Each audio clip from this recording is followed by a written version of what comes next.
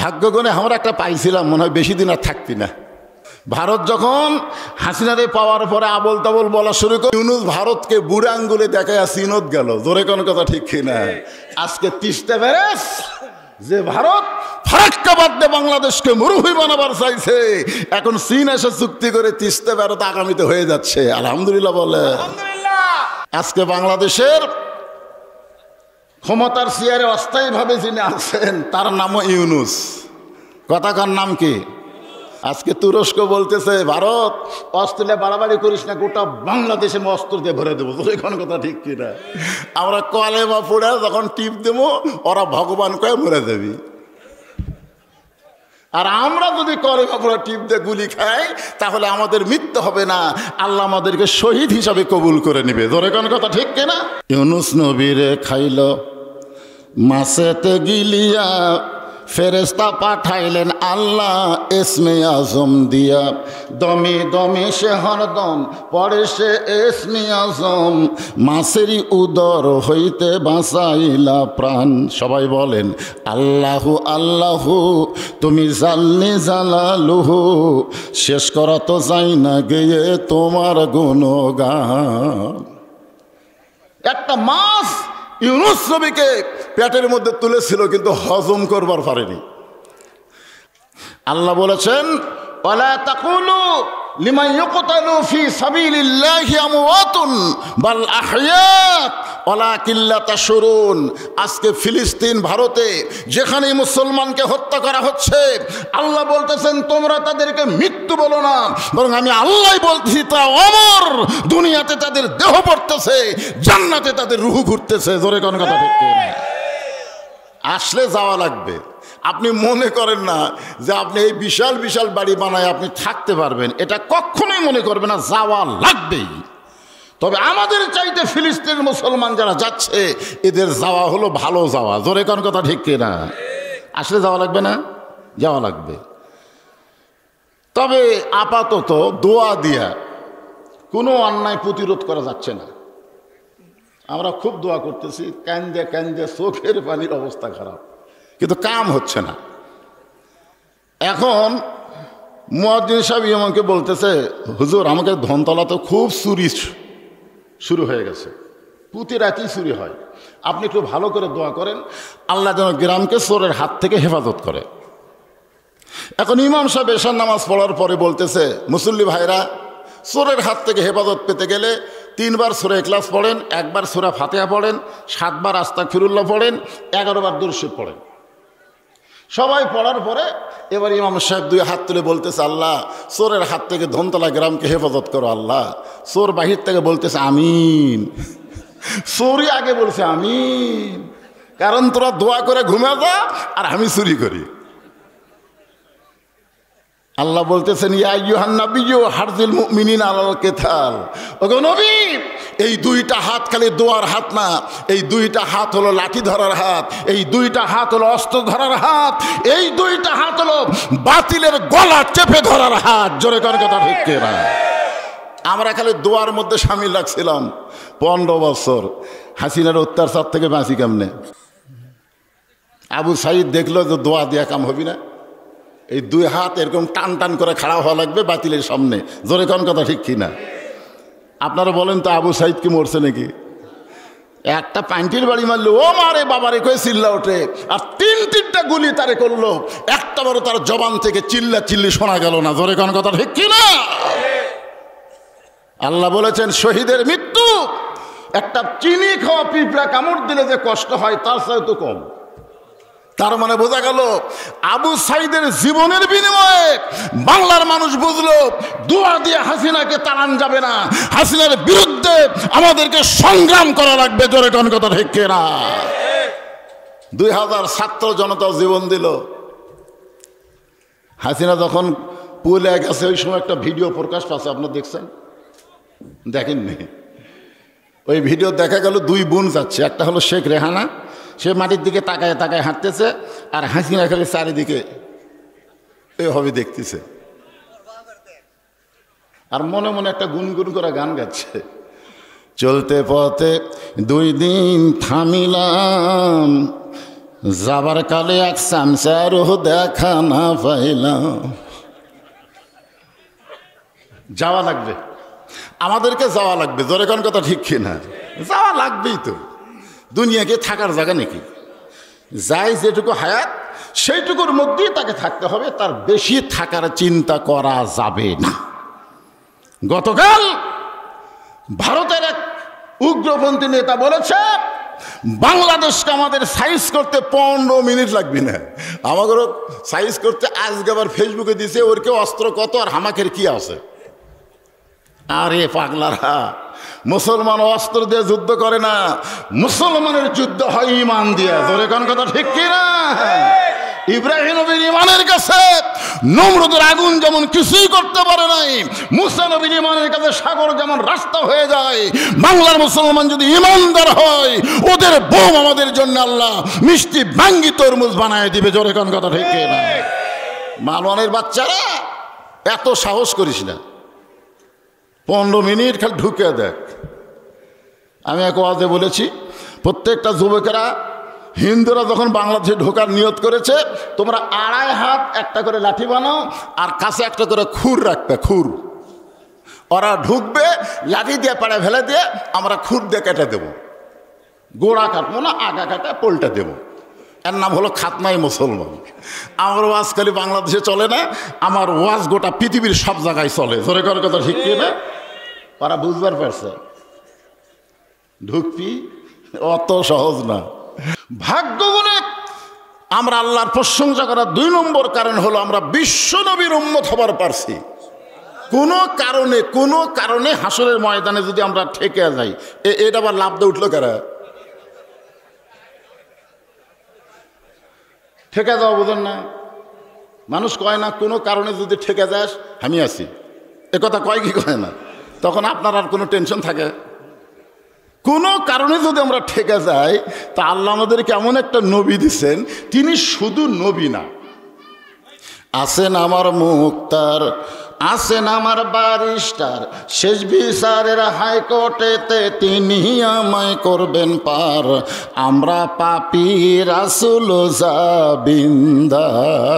আল্লাহ যখন হাকিম হয়ে আমাদেরকে আসামি বানায় বিচার শুরু করবেন, ওই সময় আমাদের নবী আমাদের পক্ষে ওকালতি করে, বারিস্টারি করে, আমাদেরকে জামিন করে, সুপারিশ করে জান্নাতে পৌঁছে দিবেন। এমন একজন বিশ্বনবীর উম্মত হওয়াতে আপনারা খুশি না বেজার? তাহলে জবান খুলে আরেকবার বলি আলহামদুলিল্লাহ। এখন আসেন যে কোরআন থেকে আপনার তাফসীর শুনবেন, আমি সেই কোরআন থেকেই কয়েকটা আয়াত আপনাদের সামনে তেলাওয়াত করেছি। এই কোরআনের প্রথমেই আল্লাহ বলেছেন জালিকাল কিতাব, এটা এমন একটা কিতাব লা রাইবা ফি, যার ভিতরে কোনো সন্দেহ নাই। এখন আপনারা অনেকে মনে করতে পারেন হুজুর 1500 বছর আগে যখন কোরআন নাজিল হয়েছিল ওই সময় সন্দেহ ছিল না, কিন্তু এত বছর যাওয়ার পরেও কি সন্দেহ ঢোকেনি? যেরকম বাংলাদেশে কিছু কিছু বক্তা ওয়াজে আসাই বলে এটা জাল হাদিস, এটা জাল হাদিস, এটা জাল হাদিস, বলে কি বলে না? আজ পর্যন্ত কেউ বলেছে এটা জাল আয়াত, এটা জাল আয়াত কেউ বলছে? কেন বলেনি? না বলার পিছনে কারণ হলো ইন্না নাহনু নাযালনা যিকরা ওয়া ইন্না লাহু লাহাফিজুন। আল্লাহ বলেছেন এই কোরআনকে আমি জিকির হিসাবে নাজিল করেছি, আর কোরআন হেফাজতের দায়িত্ব স্বয়ং আমি আল্লাহ নিজেই নিয়েছি। জোরে কারণ সুবহানাল্লাহ। কিয়ামত পর্যন্ত এই কোরআনের একটা নোক্তা পর্যন্ত পরিবর্তন হবে না। জোরে কারণ কথা ঠিক কিনা? কিন্তু শর্ত হলো হুদাল্লিল মুত্তাকিন। এ কোরআন থেকে হেদায়েত নেবার গেলে পাইকারি হারে সবাই পাবে না। কোরআন থেকে হেদায়েত নেবার গেলে মুত্তাকি হওয়া লাগবে। জোরে কোন কি হওয়া লাগবে? কারণ নবী যখন কোরআন তেলাওয়াত করতেন তখন আবু জেহেল কিন্তু সারা রাত কোরআন তেলাওয়াত শুনতেন, সারা রাত। সকালবেলা যা মিটিংয়ের মধ্যে বলতো এত সুন্দর কোরআনের বাণী, রাতটা কোন দিক দিয়ে গেল আমি বুঝবারই পারিনি। সোনাল্লাহ কোন দেখেন। আচ্ছা আপনার বলেন তা আবু জেহেল কি কোরআনের বিরুদ্ধে কথা? বিরুদ্ধে কথা? এত সুন্দর কোরআনের বাণী রাতটা কোন দিক দিয়ে গেল আমি বুঝবারই পারিনি। তা আবু সুফিয়ান বলতেছে নেতা, যেই কোরআন শুনতে রাত কোন দিক দিয়ে যায় বোঝা যায় না, সেই কোরআন ধরলে অসুবিধা কি? না শুনলেই যদি এত মজা হয় তাহলে এটা ধরার মধ্যে লাভ আছে না নাই? আবু জেহেল বলতেছে হক কথা রে, হক কথা জোরে বলা যাবি না, হাসিনার শাসন চলতেছে, তুই আমার কাছে আন। আবু সুফিয়ান যেই কাছে গেছে কানে কানে বলতেছে এই কোরআন ধরলে আমাদের মতন ভুয়া নেতাগিরি আর চলবে না, আসল নেতা হয়ে যাবে আব্দুল্লাহর এতিম পোলা। আজকে নবী নাই, এই কোরআনকে যদি গ্রহণ করা হয়, আল উলামা ওয়ারাসাতুল আম্বিয়া, আলেমরা হলো নবীদের ওয়ারিস, তাদের হাতে নেতৃত্ব যাওয়ার কারণে আবু জেহেল মার্কা দল যারা করে তারা চিরদিন কোরআনের বিরুদ্ধে চারণ করবে। জোরে কোন কথা ঠিক? এই কোরআনের বিরুদ্ধে চারণ করবে কিয়ামত পর্যন্ত 3 শ্রেণীর মানুষ। কয় শ্রেণীর? কোরআন যেন কোনো কালি বিজয় না হয়, কোরআন তেলাওয়াতের মধ্যে থাক, ওয়াজের মধ্যে থাক, অসুবিধা নেই। কোরআন আপনি ওয়াজ করেন, কোরআন তেলাওয়াত করেন। আজকেও 123টা দেশের মধ্যে বাংলাদেশের একজন হাফেজ ফার্স্ট হয়ে গেছে। জোরে কোন সুবহানাল্লাহ। এমনকি সৌদি আরব, কুয়েত, কাতার পর্যন্ত পারেনি। যে এলাকায় আল্লাহ কোরআন নাজিল করছে সে এলাকার হাফেজেরা আমাদের বাংলাদেশের হাফেজের কাছে ফেল মেরে গেছে। 123টা দেশের মধ্যে বাংলাদেশের হাফেজ কোরআন তেলাওয়াতে ফার্স্ট। মানে পড়ার দিক দিয়ে আমাদের বাংলাদেশে 1 নম্বর। পড়ার দিক দিয়ে, কি দিক দিয়ে? পড়ার দিক দিয়ে। আপনি প্রত্যেক বছর স্বর্ণ পদক নিয়ে আসেন, কোনো সমস্যা নাই, কিন্তু আল্লামা সাইদির মতন যদি কোরআনের পক্ষে ইসলামের বিজয়ের উপরে হক কথা বলেন, তখন সে যতই ভালো বক্তা হোক তাকে আর বাহিরে রাখা যাবে না, তাকে অন্যায়ভাবে জেলখানার মধ্যে ঢুকান লাগবে। জোরে কোন কথা ঠিক? আবু জেহেলের মতন রাষ্ট্রীয় শক্তি কোনোদিনও চাবে না এই কোরআনের বিজয় হোক, এ কোরআন যা বাংলাদেশ চলুক, তারা কোনোদিনও চাবে না। 2 নম্বর হলো পুঁজিপতি শতকরা 2.5 টাকা জাকাত দেওয়া লাগবে। পুঁজিপতি আপনার আমার মতন মানুষের টাকা নেই, 1 লাখ টাকা, 2.5 টাকা, অসুবিধা আছে। যদি 1 কোটি 2.5 লাখ, কিন্তু যদি 100 কোটি হয়, 2.5 কোটি, যদি 1000 কোটি হয়, ওরে বাবারে, এই 1000 কোটি যে সমস্ত পুঁজিপতি আছে এরা কোনোদিনও চাবে না বাংলাদেশে আল্লাহর কোরআনের বিজয় হোক, কারণ বিজয় হলেই গরিবের পার্সেন্ট গরিবদের বাড়িতে গিয়ে ঢয়ে দিয়ে আসা লাগবে। জোরে কোন কথা ঠিক কি না? তুমি টাকার মালিক না মিয়া, আল্লাহ তোমার টাকা দিছে। টাকার মালিক কে? দিছে, আমানত স্বরূপ দিছে, অথচ টাকা পায় মনে করছে আমার টাকা। ওরা কোনোদিনও চাবে না যে আল্লাহর কোরআনের বিজয় হোক। 3 নম্বর হলো ধর্ম নিয়ে যারা ব্যবসা করতেছে। জোরে কোন কি নিয়ে? আমার দয়াল বাবার দরবারেতে কেউ ফিরে না খালি হাতে। ধর্ম নিয়ে যারা ব্যবসা করতেছে তারা কখনোই চাবে না কোরআনের বিজয় হোক, কারণ কোরআনের বিজয় হলে ধর্ম নিয়ে কোনো ব্যবসা করা যাবে না। জোরে বলেন কথা ঠিক কি না? এই 3 শ্রেণীর মানুষ আমাদের বাংলাদেশে আছে না নাই? হ্যাঁ, আপনাদের মধ্যেও এতগুলো মানুষের মধ্যেও থাকতে পারে। ওরা তো আমার ওয়াজে শুরু হলেই চুলকানি উঠবে, লাভ নাই। এখন আর হাসিনা নাই, আগে অ্যাঙ্গেলে হক কথা কছি, এখন অ্যাঙ্গেলের দিন শেষ, ডাইরেক্টের বাংলাদেশ। জোরে কোন কথা ঠিক কি না? হ্যাঁ, এখন ডাইরেক্ট কথা হবে, যা হয় হয়ে যাবে। আল্লাহ বলতেছেন, এ কি হলো? এদিকে যারা ডানে আছে খুব ডিস্টার্ব হচ্ছে, ওই পার আবার কে আছে? এটা কোরআন শরীফ বলছেন, ভুল করে মোটে না। যারা দাঁড়িয়ে আছে ভাইজান শোনেন, এই মামুদপুর ধনতলার লোকেরা এখানে বলছেন আপনারা, কারণ আল্লাহ রাসূলের একটা হাদিস আছে, মেহমান আর মেজমান, যারা মাহফিলের আয়োজন করেছেন তারা হলো মেজমান, আর যারা বাহির থেকে ওয়াজ শুনতে আইছে তারা হলো মেহমান। মেহমানদেরকে বসতে দেওয়া সুন্নাত। মেহমানদেরকে কি দেওয়া সুন্নাত? তা আপনারা যদি বসতে দিবার না পারেন, ওরা খাড়া হয়ে তো হো হো করবি।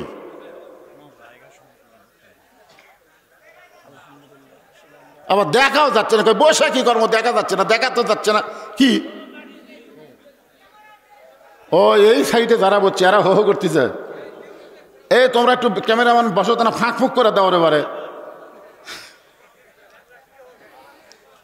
কারণ ক্যাসেটে, মোবাইলে, ফেসবুকে, ইউটিউবে আমার ওয়াজ শুনিনি এমন একটা মানুষও নাই। জোরে কোন কথা ঠিক কিনা? কিন্তু আজকে বহুদিন পরে একটু দেখ পারাচ্ছে, তো দেখ পারে সে যদি এলে আবার জ্ঞান জম করে, এরা তো মাথা এমনি তো গরম কে রে, এখন পেতে তো একটা ফ্যান থাকা লাগবে না? হ্যাঁ,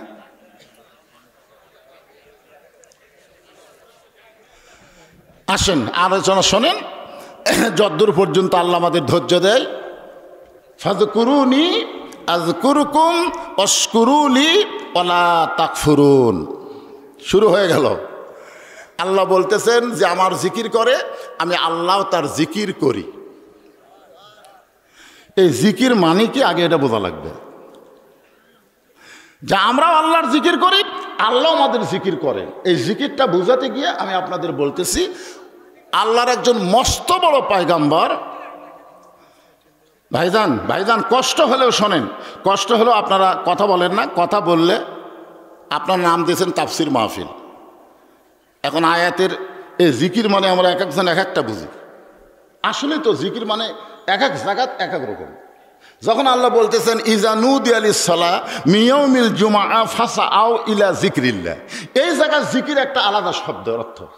আবার অন্য জায়গায় আল্লাহ বলতেছেন ইয়া আইয়ুহাল্লাযীনা আমানু উযকুরুল্লাহা যিকরান কাসীরা, এই জায়গাতে আবার জিকির মানে আলাদা। জিকির শব্দ ঠিকই আছে, কিন্তু অর্থ আবার আলাদার দিকে নিয়ে যাওয়া লাগবে। তো যে আয়াত আমি তেলাওয়াত করলাম, এটা বুঝাতে গিয়ে আপনাদের যেটা বলতেছে একটু মনোযোগ দেবেন। আল্লাহর একজন মস্ত বড় পয়গম্বর, নাম হলো নূহ আলাইহিস সালাম। জোরে বলেন নাম কি? শুকনা জায়গায় নৌকা বানাচ্ছেন। এখন আপনারা কবেন হুজুর আবার নৌকা? আওয়ামী লীগের এক নেতা বলেছিল আমাদের নৌকা নিয়ে আবল তাবল বকো না, আমাদের নৌকা হলো নূহ নবীর নৌকা। পৃথিবীতে সর্বপ্রথম যেই যানবাহন আল্লাহ দিয়েছে, এই যানবাহনের ইঞ্জিনিয়ার হচ্ছে আল্লাহ, মিস্ত্রি হচ্ছে একজন আল্লাহর নবী। জোরে কান সুবহানাল্লাহ। আর যানবাহনের নাম হলো নৌকা। জোরে কান নাম কি? আরো জোরে। আজকে স্বপন থাকলে খুবই খুশি হবে। কে আর এর বিরুদ্ধে আমি না বুঝে লাগছি, ই তো সে নৌকার মিছিল করতেছে। এমন সময় একজন বুড়ি মানুষ লাঠিতে ভর দিয়ে এসে বলে বাবা নূহ, এই শুকনা জায়গায় নৌকা বানানোর কারণ কি? নূহ বললেন বুড়িমা, বন্যা নামক একটা গজব হবে। বন্যা নামক একটা গজব। জোরে কোন কি হবে? এই গজবে গোটা পৃথিবী ধ্বংস হয়ে যাবে। কেবলমাত্র নৌকার ভিতরে যাদের জায়গা হবে তারা ধ্বংস হবে না, কেবলমাত্র তারাই ধ্বংস হবে না। বুড়ি বলতেছে বাবা নূহ, গজবে সবাই যদি নৌকায় উঠতে চায়, তোমার ছোট্ট নৌকার মধ্যে কি সকলের জায়গা হবে? নূহ নবী বললেন বুড়িমা, এই নৌকার শর্ত হলো ইমানদার বান্দা বান্দি যারা নৌকার ভিতরে জায়গা পাবে, তারা বেঈমানদের জায়গা নৌকায় হবে না। এখন বোঝা গেল আওয়ামী লীগের নৌকা আর নূহ নবীর নৌকা এক না, এক।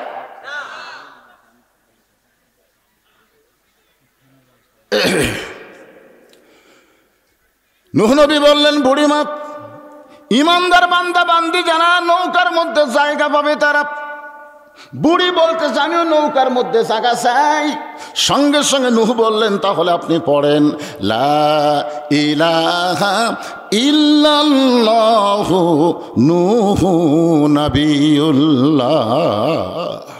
আমরা মুসলমান, কোন নবীর নামে কলমা পড়তে আমাদের কোনো আপত্তি আছে? কিন্তু খ্রিস্টানদের আছে, ইহুদিদের আছে। জি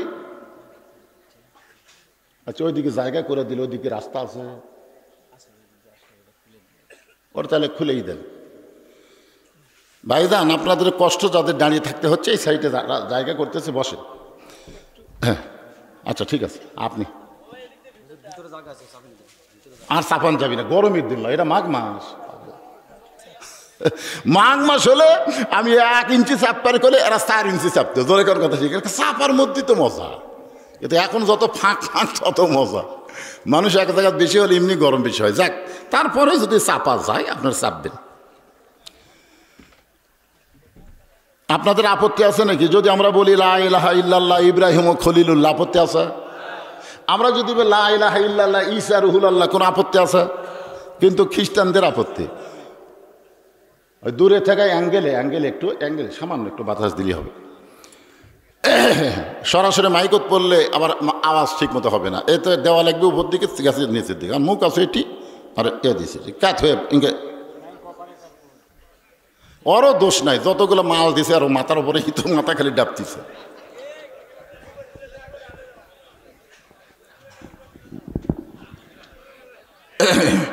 হ্যাঁ, আপনারা একটু ধৈর্য নিয়ে শোনেন ভাইজান।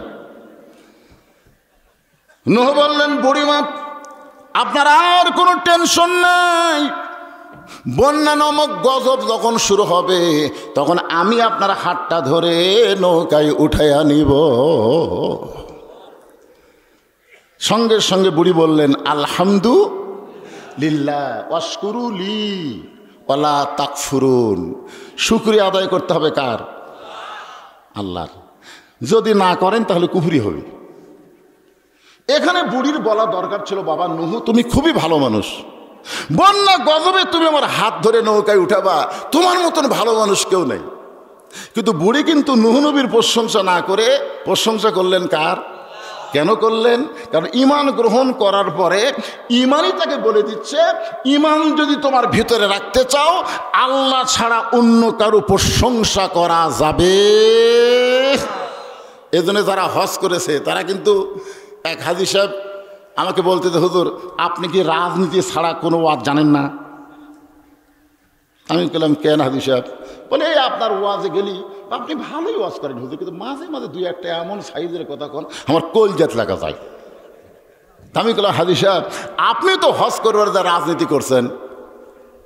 হাই সাহেব বললেন, আউযুবিল্লাহ, হজ করবার যা রাজনীতি কোন করলাম? আমি কইলাম, তাহলে আপনি আমার সাথে বলেন লব্বাইক। আপনারা সবাই বলেন লব্বাইক আল্লাহুম্মা লব্বাইক লব্বাইক লা শারীকা লাকা লব্বাইক ইন্নাল হামদা ওয়ান নি'মাতা লাকা ওয়াল মুলক লা শারীকা লাক। আপনারা বলেন তো লাকা ওয়াল মুলক লা শারীকা লাকের অর্থ কি?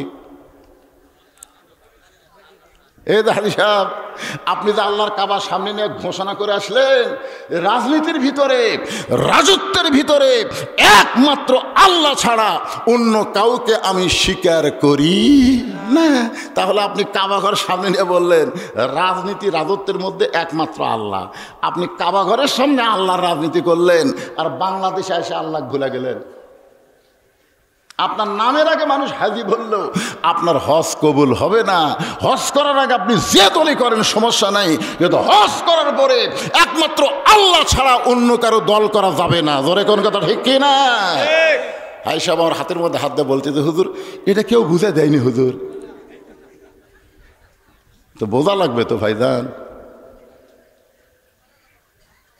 তো এখন বুড়ি প্রশংসা করছে আল্লাহর, পরে বাড়ি চলে গেছে। বন্যা নামক গজব শুরু হয়ে গেল। গোটা পৃথিবী 40 দিন পানির তলে ডুবে থাকলো, এমনকি পাহাড় পর্যন্ত ডুবে গেল। 40 দিন পরে যখন পানি কমে যায়, এমন সময় নূহ নবীর নৌকা সুদি পর্বতে ভিড়ে গেল। আল্লাহ ডাক দেবার, নূহ নৌকার খবর কি? নূহ বলতেছে আলহামদুলিল্লাহ, ইমানদার বান্দা বান্দি যারা জীবিত আছে তারা, বেঈমান যারা ধ্বংস হয়েছে তারা। আল্লাহ বলে, নূহ তাহলে তোমার কাছে কি খবর? নূহ বলতেছে এই নৌকার মধ্যে আমরা যারা আছি তারাই মাত্র জীবিত, নৌকা ছাড়া যারা বাহিরে তারা কেউ দুনিয়াতে আর জীবিত নেই। আল্লাহ বলে, নূহ তাহলে বুড়ির খবর কি? নূহ বলতেছে আল্লাহ আমার মনই নাই। কি বুঝলেন? বিপদে পড়লে একটা নবী পর্যন্ত ভুলে যায়, আর আপনি পীর ধরে বসে আছেন। আপনি মনে করতে আমি পীর ধরছি রে, আমার কোনো টেনশন নাই। তোর বাবাই জান্নাতে যাবি কিনা আগে সেইটা চিন্তা করা লাগবে। জোরে কোন কথা ঠিক কিনা? বিপদে পড়লে নবী পর্যন্ত ভুলে যায়। নূহ বলতেছে আল্লাহ বুড়ির কথা আমার মনেই নাই। আল্লাহ বলে তাহলে বুড়ির অবস্থা কি? বলে সবাই যখন মরে গেছে বুড়িও মরে গেছে। আল্লাহ কয় নূহ আজগুবি কোনো কথা বলা যাবে না। আজগুবি, আপনাদের এলাকায় আজগুবি মানে কি? ফাও কথা। আমার বিরুদ্ধে অনেকে করে, হুজুর এত টাকা নিয়ে কি করে রে, রাত গেলি এত টাকা, চাষতলে বসে গল্প তার কিছু নেই। এটাইটা এই বলছি তার আসবি এই টাকা নিয়ে দেবে রে, হায় হায় রে। এরা কিন্তু আপনারা আজগুবি বলতেছেন। আপনারা তদন্ত করেন, আপনারা তদন্ত করে দেখেন যে এই যে আমরা কথা বলতেছি টাকা নিয়ে কি করে, বলছি কি করে, এটা একটু তদন্ত করা দরকার। আগে 12 শতক জায়গা মাদ্রাসা মসজিদের ছিল, এখন সেখানে জায়গা হয়েছে 235 শতক। কয়েক কোটি টাকা দিয়ে মাদ্রাসা মসজিদ এতিমখানা তৈরি করা হয়েছে। এইবারে আল্লামা সাইদি হুজুরের নামে একটা অডিটোরিয়াম নির্মাণ করা হলো, যেখানে পৃথিবীর কারো একটা টাকা দান নাই, সদ্গা নাই, সমস্ত টাকা হলো ওয়াজের পরে আপনারা যা দেন সেই টাকা দিয়ে আমি মাদ্রাসা মসজিদ এতিমখানা চালাই। আজ পর্যন্ত পৃথিবীর কেউ বলতে পারবে না যে বৌদিশের মাথায় মাদ্রাসায় আমরা একটা টাকা দান করছি। আমি দান চাই না, কি জন্য চাই না? যতদিন আল্লাহ আমার ওয়াজ রাখছে ততদিন ইনশাল্লাহ মাদ্রাসা মসজিদ এতিমখানা চলবে, আমি মরে গেলেও চলবে। এরকম কিছু ওয়াকফ সম্পত্তি মাদ্রাসার জন্য আমি রেখে যাচ্ছি। এটা আপনাদের টাকা, এটা আমার না। আপনারা যে ওয়াজের পরে দেন তাহলে তদন্ত করলে আপনাদের মন খুশি হবে না? কে রে আমরা আজগুবি কথা বলিবারে। আল্লাহ বলেন নূহ আজগুবি কোনো কথা বলা যাবে না, তদন্ত করে দেখো বুড়িটার খবর কি। নূহ নবী তদন্ত করতে গিয়ে দেখে বুড়ি তো দূরের কথা, বুড়ির ঝুবড়ি বাড়ি পর্যন্ত কিছুই হয়নি। নূহ নবী মাথায় হাত দিস, হায় হায় হায় হারি, পাহাড় পর্যন্ত ডুবে গেল। একটা ভাঙ্গা চূড়া বাড়ি, সেই বাড়ি কিছু হয়নি। আচ্ছা বাড়ি যদি কিছু না হয় তাহলে বুড়ি? নূহ ডাক দিলেন বুড়িমা, সঙ্গে সঙ্গে বুড়ি টোপলা নিয়ে হাজির। নূহ বললেন বুড়িমা টোপলা কেন? রেডি হয়ে আছি বাবা, তুমি এসে আমাকে ডাক দিবে, আর আমি বাড়াতে দেরি করলে গজব যদি আসা যায়, এই জন্য রেডি হয়ে আছি, তৈরি হয়ে আছি। আল্লাহ বলেছেন লা তামুতুন্না ইল্লা ওয়া আনতুম মুসলিমুন, মুসলমান না হয়ে তোমরা মরো না, তোমাদেরকে মুসলমান হিসেবে তৈরি হয়ে থাকা লাগবে, কারণ যে কোনো সময় ডাক আসতে পারে। জোরে কারণ কথা ঠিক না?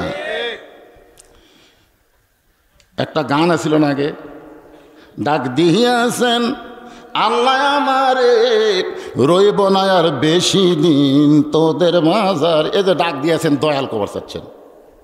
দয়াল কি? একটা লোক যদি সারা জীবন দয়াল দয়াল দয়াল দয়াল দয়াল দয়াল দয়াল দয়াল, একটা সব পাবি, কারণ একটা সব পাবি। আর একবার যদি আল্লাহু আকবার বলে, যদি আল্লাহ কবুল করে 8টা জান্নাতের দরজা খুলে যাবে। জোরে খান সুবহানাল্লাহ। প্রশংসা করার কারণে কোনো লাভ হবে না, লাভ হবে নেতার। আপনারা বক্তার প্রশংসা করেন, বক্তার দাওয়াত বেড়ে যাবে, বক্তার লাভ হবে, কিন্তু আপনাদের কিছুই হবে না।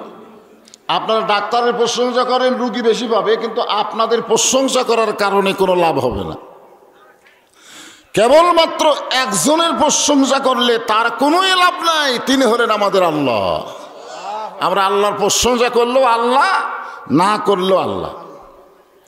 কিন্তু আমাদের এত লাভ যারা প্রশংসা করলাম, হাদিস শরীফে বলা হয়েছে তামলাউল মিজান, আল্লাহ গোটা মিজানটাই প্রশংসা করার কারণে নেকি দিয়ে পরিপূর্ণ করে দেয়। এখন সাহাবীরা বললেন মিজান কত বড়? আল্লাহ রাসূল বললেন আসমান এবং জমিনের ফাঁকা জায়গার সমান। এই যে সুবহানাল্লাহ বললেন, কত বড় চালাকি দেখছেন। একবার সুবহানাল্লাহ বললেন, আপনি বসে আছেন ধনতলার মাহফিলে, আর আপনার জন্য আল্লাহ গাছ লাগাইয়া দিল জান্নাতের বাগানে। বসে আছেন কোথায়? গাছ লাগলো কোন জায়গায়? আপনারা বলেন তো, দুনিয়া থেকে যারা জান্নাতের বাগানে গাছ লাগায় তারা কোনোদিন জাহান্নামী হয় না, তাদেরকে আল্লাহ তাআলা জান্নাতই দিয়ে দেয়। জোরে কোন কথা ঠিক কি না? কারণ রাসূল বলেছেন 3টা তাসবিহ সবাই বলতে চাইলেও বলতে পারবে না। 3টা। জোরে কোন কয়টা? একটা হলো সুবহানাল্লাহ, একটা হলো আলহামদুলিল্লাহ, আর একটা হলো আল্লাহু আকবার। তবে সুবহানাল্লাহ আলহামদুলিল্লাহ যতক্ষণ বলবেন শয়তান আপনাদের কাছেই থাকবে, লড়বে না। আল্লাহ খুশি হবে, কিন্তু শয়তানও মনে মনে খুশি হয়, যাক সুবহানাল্লাহ আলহামদুলিল্লাহ সুবহানাল্লাহ আলহামদুলিল্লাহ, ওই কাছে খালি ঘুষ করবে। কিন্তু যে আল্লাহু আকবার বলবেন, শয়তান এত ভয় পেয়ে দৌড় দিবে, রাসূল বলেছেন ওর পিছন দিক দিয়ে বাতাস বার হবে। এখন বাংলাদেশে কিন্তু আল্লাহু আকবার সবাই বলবার চাই না, জোরে কথা ঠিক কিনা? মনে করে এটা একটা দলের স্লোগান। আল্লাহু আকবার কোনো দলের স্লোগান না। আপনি জন্ম নেওয়ার সঙ্গে সঙ্গে ডান কানে আল্লাহু আকবার আযান, বাম কানে আল্লাহু আকবার আকামত। আবার মারা গেলে লাশ সামনে নিয়ে ইমাম সাহেব আল্লাহু আকবার বলে জানাজা শুরু, জোরে কথা ঠিক কিনা? এই জন্যে মাঝে মধ্যে আল্লাহু আকবার বলা রাখবে, কারণ শয়তান খালি জিনের মধ্যে থাকে না, ইনসানের মধ্যেও শয়তান আছে, আছে না নাই? হ্যাঁ আছে আছে। আমাকে একজন বলে, হুজুর রমজান মাসে আল্লাহ শয়তানক বন্দি করে থই, তো যারা রোজা রাখে না এরা কি? তাই বললাম এরা হলো বড় শয়তান। আল্লাহ সব শয়তানক বন্দি করে না, বড় শয়তান হলো মানুষের ভিতরে মিন শাররিল ওয়াসওয়াসিল খান্নাস। তো আমরা আল্লাহর প্রশংসা করতে কোনো সময় কৃপণতা করব? জোরে বলেন করব না, ইনশাআল্লাহ। আমরা আল্লাহর প্রশংসা কেন করি তার এক নম্বর একটা পয়েন্ট হলো যে আল্লাহ তাআলা আমাদেরকে জন্মের সময় মুসলমানের ঘরে কবুল করেছেন। একটাবার খেয়াল করে দেখেন তো, আমরা যে ইহুদির বিরুদ্ধে ওয়াজ করি, হিন্দুর বিরুদ্ধে ওয়াজ করি, খ্রিস্টানদের বিরুদ্ধে ওয়াজ করি, ওই সকল ঘরে যদি আমাদের জন্ম হতো মনে করেন, তাহলে আমাদের অবস্থাটা কি হতো? কারণ প্রত্যেক ধর্মের লোকেরাই মনে করে তার ধর্ম আসল, কিন্তু মনে করলে তো হবে না, ধর্মের মালিককে তো তিনি কি বলেন, আমরা তার কাছে যাব, দেখি আল্লাহ কি বলেন। আল্লাহ বলতেছেন অমাইয়াবতাগি গয়রাল ইসলামা দীনান ফালাই ইউকবালা মিনহু, ইসলাম ছাড়া অন্য কোনো জীবন ব্যবস্থা ধর্ম কেউ যদি গ্রহণ করে, আল্লাহ বলেছেন কখনোই তা কবুল করা হবে না। ইন্না দীনা ইন্নাল্লাহিল ইসলাম, আল্লাহর কাছে একমাত্র মনোনীত জীবন বিধানের নাম কি? আরো জোরে বলেন। হ্যাঁ, আমাদেরকে আল্লাহ মুসলমানের ঘরে কবুল করেছেন জন্মের সাথী। তাহলে আমাদের ভাগ্য কত ভালো যে আল্লাহ হিন্দুর ঘরে, বৌদ্ধর ঘরে, খ্রিস্টানের ঘরে না পাঠায় সরাসরি আমাদের মুসলমানের ঘরে কবুল করার কারণে বিশ্বাস করতে হবে রুহের জগতে আল্লাহ আমাদের পক্ষে ছিল। ঠিক কিনা বলেন? অসংখ্য রুহুদের মধ্য থেকে আমাদের রুহগুলোকে আল্লাহ মুসলমানের ঘরে পাঠিয়ে দিল, তার মানে বোঝা গেল আল্লাহ আমাদের পক্ষে খালি দুনিয়াতে না, রুহের জগতেও ছিল। এবং দুনিয়াতে আল্লাহ আমাদের পক্ষে বিধায় মুসলমানের ঘরে। অনেকে বলবে হুজুর, এটা আমার প্রধান অতিথি বললেন যে আজকে ফিলিস্তিন পার্শ্ববর্তী ভারতে মুসলমানদের উপরে চরম নির্যাতন করতেছে। এগুলা করবেই, এগুলা করার কথা আল্লাহ কোরআনেই বলছে। আল্লাহ রাসূল একটা হাদিসে বলেছে এমন একটা জামানা আসবে যে জামানায় আগুনের আংটা হাতে রাখা সহজ হবে, কিন্তু ঈমান রক্ষা করা বড় কঠিন হবে। তো আজকে যারা প্রকৃত ঈমানদার, ঈমানকে রক্ষা করতে চায়, শুধু ফিলিস্তিন ভারত না, আমাদের বাংলাদেশেও বিপদ আছে। জোরে কোন কথা ঠিক কিনা? এখানেও বিপদ আছে। আজকে কোরআনের হক কথা যখন আপনি বলবার যাবেন, তখন অনেকে বলবে কোরআনে আবার রাজনীতি আছে, ইসলামে আবার রাজনীতি আছে, এরকম কথা অনেকে বলতেছে। জোরে কোন কথা ঠিক কিনা? আপনার বলেন তো, কোরআনে রাজত্ব নামের একটা সূরা আছে না নাই? জোরে কোন আছে না নাই?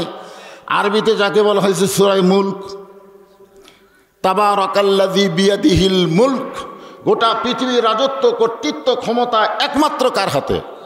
ওয়া হুয়া আলা কুল্লি শাইইন কাদির, প্রত্যেকটা বিষয়ের উপর একমাত্র ক্ষমতা কার? ক্ষমতা কি আমেরিকার? ক্ষমতা কি ইসরায়েলের? ক্ষমতা কার? তো এত ফিলিস্তিনদেরকে মারতেছে, আল্লাহ কি ঘুম পাড়তেছে নাকি? আল্লাহ ঘুম পাড়তেছে? আল্লাহর ঘুমটা আছে মনে হয়? একবার মুসা নবী আল্লাহকে বলছিলেন, আল্লাহ একলা একলা বসে থাকেন, আপনার ঘুম ধরে না? মুসা নবী তো খুব চালাক নবী, তা আল্লাহ বললেন ঠিক আছে মুসা, এক গিলাস পানি নিয়ে আসো। মুসা নবী তুর পর্বতের কিনারায় এক গিলাস পানি নিয়ে দাঁড়ায় আস। আল্লাহ বললেন ঘুম মুসাকে ধর। যেই ঘুম মুসা নবীরে ধরছে সাথে সাথে গিলাস পড়ে ভাঙ্গে আস। আল্লাহ বলতেছে মুসা পানি। মুসা বলতেছে আপনি জানেন না আমার ঘুম আছে।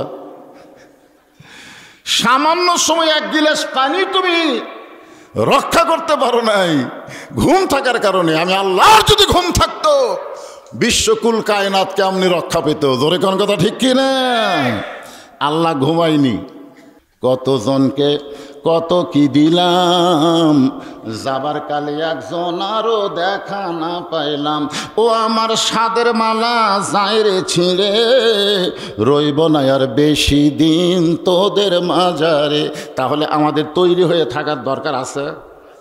আল্লাহ বলতেছেন তৈরি হবার গেলে ইয়া আইয়ুহাল্লাযীনা আমানুত্তাকুল্লাহা হাক্কা তুকাতিহি ওয়া লা তামুতুন্না ইল্লা ওয়া আনতুম মুসলিমুন। আচ্ছা মুসলমান মানে কি এখন কোন? আল্লাহ বলতেছেন মুসলমান না হয়ে তোমরা যেন মরো না। তাহলে এখন আপনাদের বলা লাগবে মুসলমান মানে কি? মাঝে মাঝে নামাজ পড়ে নাকি?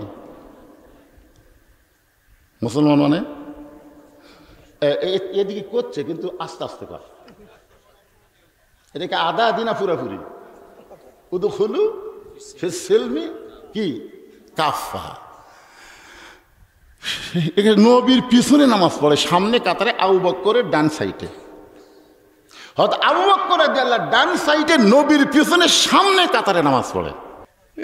সোলের মা হবি ধৈর্য নেই, কেবল প্রসব বেদনা উঠছে, বেশ খামরে তোর পায়ের তলে সন্তানের জান্নাত। তুই মা হয়ে যদি চিল্লাচিল্লি করিস আর সিজার করিস তাহলে পায়ের তলে জান্নাত হবি। সিজার করলে জান্নাত হবি না। এটা আমাদের মতন আমরা যে কয়টা উপর বসে আছি সব কয়টা নর্মালে হচ্ছি। আমার দাদি আমার কাছে তোকে বার করবার যে তোর মাথা লম্বা হয়ে গেছিল, পরে আমরা থেবে থেবে মাথা গোল করছি। এইগুলা মায়ের পায়ের তলে হলো জান্নাত। ধৈর্য নেই, এনে পেটের ব্যথা উঠলে সিজার করবো, যা সিজার করা বাচ্চা কি? আমাকে একজন কয় হুজুর আমার বাচ্চা খালি কান্দে, হুজুর একটু দোয়া টোয়া, দোয়া ভরে দেয় কান্দন থামে না, পানি বড়া দেয় কান্না থামে না। ওই মেয়েই বলতেছে, মাই বলতেছে এখন আর দোয়া দূর চলবি না হুজুর। কয়েকদিন পরে আমি বললাম মা এখন খবর কি? বলে আর কান্দে না। কোন দোয়াত কাম হলো?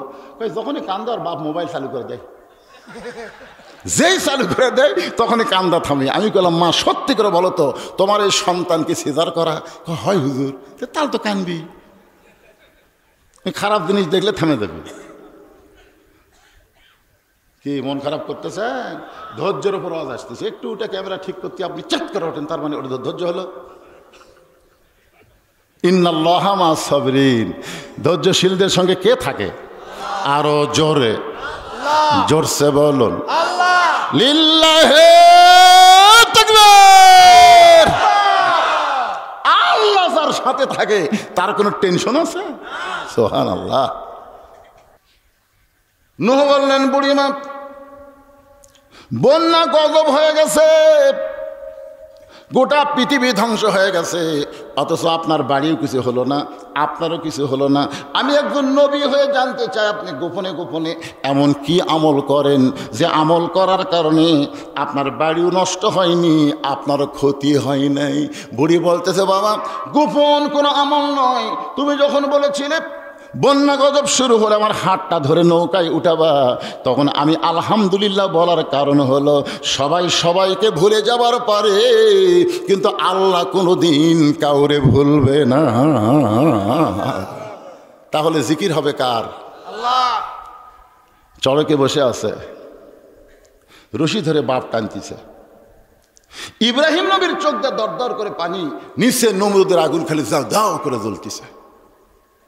এমন সময় ফেরেশতা জিবরাইল এসে সালাম দেয়, বলে ওগো নবী আপনি কাঁদবেন না, আপনি যদি চান আল্লাহ আমাকে 600 বাঁকা দিছে, একটা বাঁকার বাতাস দিব আগুনের চুলা সহ সাগরের মধ্যে যায় লিবা যাবে।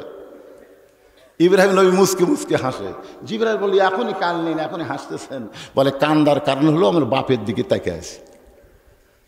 দুনিয়াতে সন্তান চেষ্টা করে, আর আমি এমন একটা বাপ পাইছি যে একলা একলা ফজর পড়ে, আমি ল্যাপের মধ্যে ঘুম পাড়ি, আমাকে ডাক দেয় না। কি মনে করতেছেন? এরকম বাপ আছে না নাই? এ কতক্ষণ আছে না নাই? জোহর নামাজ পড়তে একলা একলা মসজিদে যাই, দুপুরে ভাত খাওয়ার সময় ব্যাটাকে ডাকতেছে, বাবু আসো ভাত খায়, আসো বাবা। দুই কান্দের ফেরেশতা, আল্লাহ ই কত বড় শয়তান, নামাজের যখন গেল একলা একলা গেল, আর খাবার সময় ব্যাটাক ডাকতেছে, নামাজের সময় ডাকতে পারে না। আল্লাহ বলেছেন কো আনফুসাকুম আহলিকুম নার, জাহান্নামের আগুন থেকে তুমি একলা বাঁচলে হবে না, গোটা আহল পরিবার সমাজ রাষ্ট্র জাহান্নামের আগুন থেকে বাঁচার লাগবে। জোরে কোন কথা ঠিক কি না? আজকে তুমি একলা একলা নামাজ পড়ে জান্নাতে যাবে, আর বাংলার মানুষ সব বেনামাজি। এই জন্য আল্লাহ বলেছেন আল্লাযীনা ইম্মাক্কান্নাহুম ফিল আরদ, মৌলবীরা যতই ওয়াজ করো, ওয়াজ দিয়ে কোনোদিন মানুষ নামাজি হবে না। 13 বছর নবী মক্কায় কলেমার দাওয়াত দিয়েছেন, নবুর 10ম বছরে নবী নামাজ পেয়েছেন। এরপরে নবী 3 বছর মক্কায় ছিলেন। নবী বারবার বলেছে আল্লাহ তুমি যেখানেই নামাজের কথা বলেছো সেখানেই বলেছো আকিমুস সালাত, কিন্তু এই মক্কাতে তো নামাজ পড়তে পারি, কিন্তু নামাজ তো কায়েম হচ্ছে না। আল্লাহ বলেন হাবিব নামাজ কায়েম সব জায়গায় করা যাবে না, নামাজ কায়েম করতে গেলে নামাজের পরিবেশ তৈরি করা লাগবে। পরিবেশ তৈরি করতে গেলে আবু জেহেল নেতা আর আপনি ইমাম হলে হবে না, যিনি ইমাম তাকে নেতা হওয়া লাগবে। জোরে কোন কথা ঠিক কিনা? হিজরত করে মদিনাত গেলেন, তারপরে মদিনা একটা রাষ্ট্র হলো। আল্লাহ তাআলা আয়াত নাজিল করলেন আল্লাযীনা ইম্মাক্কান্নাহুম ফিল আরদ, মুসলমানের কাউকে যখন ক্ষমতার চেয়ার দেওয়া হবে তার 1 নম্বর দায়িত্ব হলো পদ্মা সেতু নির্মাণ করা। কি 1 নম্বর দায়িত্ব হলো বাল্য বিয়ে বন্ধ করা। 1 নম্বর দায়িত্ব হলো মাদক মুক্ত সমাজ গড়া। এইগুলা দায়িত্ব হতে পারে, কিন্তু 1 নম্বর দায়িত্ব হলো আকামুস সালাত, নামাজ কায়েম করো। ইন্নাস সালাতা তানহা আনিল ফাহশাই ওয়াল মুনকার, একমাত্র নামাজই পারে মানুষকে যাবতীয় বেহুদা এবং খারাপি কাজ থেকে বাঁচাই দিতে। জোরে কোন কথা ঠিক কিনা? আজকে আমাদের ছেলেদেরকে নামাজ কায়েমের পথে আনতে হবে। ইব্রাহিম নবী কান্দার কারণ হলো যে আমার বাবা মাকে নমরুদের আগুনের চুলার মধ্যে ফেলে দেওয়ার জন্য রশি টানতেছে। এটা দেখে আমার কান্দন আসতেছে, আগুন দেখে না। আর তুমি বলতেছে পাখার বাতাস দিয়ে আগুনের চুলা নিভে দিবে। তুমি জানো না জিবরাইল, হাসবি আল্লাহ নিমাল ওয়াকিল বা নিমাল মাওলা বা নিমান নাসির। আমার ইমান বলতেছে আমি সে আল্লাহর জিকির করি যে আল্লাহ আগুনের মধ্যে পুরানোর পাওয়ার দিছে। নমরুদ আগুন জ্বলাবার পরে কিন্তু পুরানোর পাওয়ার নমরুদের হাতে নেই, পুরানোর পাওয়ার কার হাতে? আমি সে আল্লাহর জিকির করতেছি, দেখি আল্লাহ কি করে। আগুনের মধ্যে যখন পড়ে যাচ্ছে এমন সময় আল্লাহ বললেন কুলনা ইয়া নারু কুনি বারদা ওয়া সালামান আলা ইব্রাহিম ফাযকুরুনি আযকুরকুম। এইটাই হলো জিকির, সর্ব অবস্থায় আল্লাহর প্রতি খেয়াল করা। ভারত বলে দিল পেঁয়াজ বন্ধ, আলু বন্ধ, চিনি বন্ধ। বাংলাদেশের মানুষ 1000 টাকা কেজি পেঁয়াজ পাবি না, কয়নি? বন্ধ করে দেয়নি? এ কথা কন না কেন? আলু বন্ধ, পেঁয়াজ বন্ধ, চিনি বন্ধ। আপনারা বলেন তো এগুলো বন্ধ করার পরে বাংলাদেশে এইগুলা জিনিসের আবাদ কম হচ্ছে না বেশি হচ্ছে? কারণ মানুষ এতদিন তাকা ছিল ভারতের দিকে, এবার তাকাছে আল্লাহর দিকে। এবার আল্লাহর দিকে তাকাছে, দেখে আল্লাহ কি করে। আমাকে এক লোক বলতেছে শিবগঞ্জ আমার শ্বশুর বাড়ি, আমাকে কয় হুজুর এতদিন মাটি সরে আলু বার করা লাগছে, আজকে মাটি ফাটে আলু বাড়াচ্ছে। হুজুর এত আলু! আমি রমজান মাসে পেঁয়াজ কিনবার বাজারে তো আমি যাই না, হঠাৎ একদিন গেছি, তো পেঁয়াজওয়ালাকে বললাম ভাই 100 টাকার পেঁয়াজ দেন। তো পেঁয়াজওয়ালা আমার ব্যাগের দিকে তাকা কয় হুজুর 100 টাকার পেঁয়াজ আপনি কাট নেবেন? তখন আমি কইলাম কে ভাই ব্যাগত? ব্যাগত হবি তাই হুজুর 100 টাকার 5 কেজি। হায় হায় হায়, চিন্তা করে দেখছেন জিকির করব কার? ওমা মিন দাব্বাতিন ফিল আরদি ইল্লা আলাল্লাহি রিজকুহা। পৃথিবীতে এমন কোন বিচরণশীল প্রাণী নাই যার রিজকের ব্যবস্থা আল্লাহ করেনি। জোরে কোন সুবহানাল্লাহ। এরপর আল্লাহ বলতেছেন, ইয়া আইয়ুহাল্লাযীনা আমানুস্তাঈনু বিস-সাবরি ওয়াস-সালাহ ইন্নাল্লাহা মা'আস-সাবিরিন।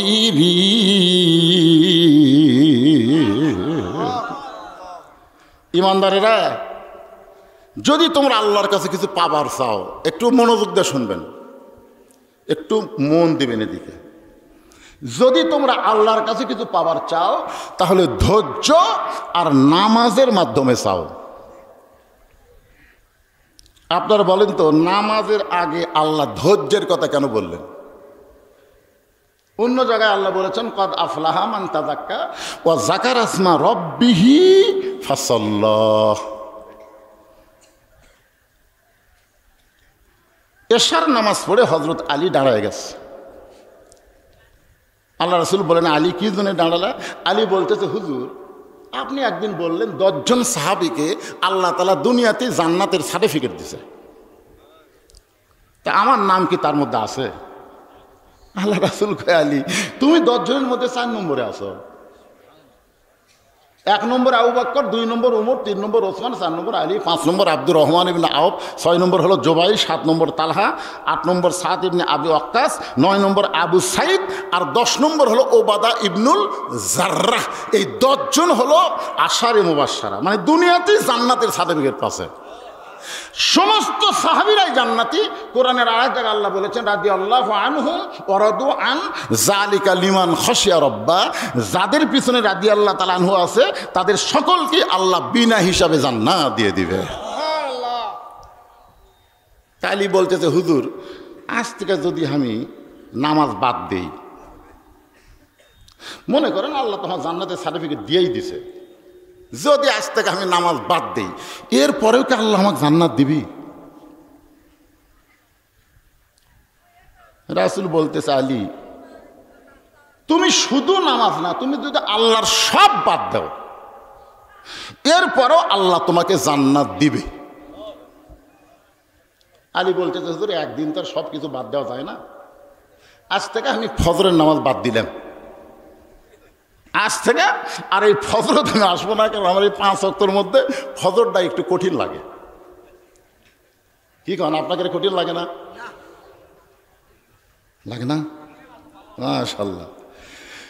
2 ওয়াক্ত নামাজ যদি কেউ বাড়ি পড়ে তারপরও তার মধ্যে নেফাকি থাকবে ফজর আর এশা, মানে জামাতে পড়াই লাগবে। জোরে কোন কথা ঠিক কিনা? তাহলে 5 ওয়াক্ত নামাজের মধ্যে সবচেয়ে গুরুত্বপূর্ণ নামাজের নাম কি? ফজর। জোরে বলেন নাম কি? যেই নামাজের আজানে দেখবেন একই শব্দ 2 বার বেশি কয়। আমি যুবকদেরকে বলতেছি, কে বাবা যুবক তোমরা শুনবার পাও? ওরা 3টা পর্যন্ত ফেসবুক চালায়। ফজরের আগে এমন ঘুম ধরে, আজান আসসালাতু খায়রুম মিনান নাওম, ঘুম হইতে নামাজ অতি উত্তম। এই আজান শোনার পরে যারা ঘুমায়, এই আজান শোনার পরেও যারা ঘুমায় তাদের অবস্থা কি কিছুক্ষণ পরে আমি বলতেছি। আলী বললেন, ইয়া রাসূলুল্লাহ আজ থেকে ফজর বাদ দিলাম। আল্লাহ রাসূল বললেন, বাদ দাও, তারপরেও তুমি জান্নাতি। এই কথা বলে আলী যখন চলে গেল, আবু বকর এখন নবীর কাছে বলতেছে, হুজুর এত বড় বেয়াদবি কথা আলী বলল, আপনি ওর কান সারাতে একটা চড় দিবার পারলেন না? এত বড় কথা বললো, আজ থেকে ফজর বাদ দিব, আপনি কিছুই বললেন না। আল্লাহ রাসূল বললেন, আবু বকর নামাজ যদি জান্নাতের জন্য হয় তাহলে আলী নামাজ বাদ দিবে, আর নামাজ যদি আল্লাহর জন্য হয়, ইন্না সালাতি ওয়া নুসুকি ওয়া মাহইয়ায়া ওয়া মামাতি লিল্লাহি রাব্বিল আলামিন, আমার বিশ্বাস আলী সব বাদ দিবে, কিন্তু এক ওয়াক্ত নামাজ বাদ দিবার পারবে না।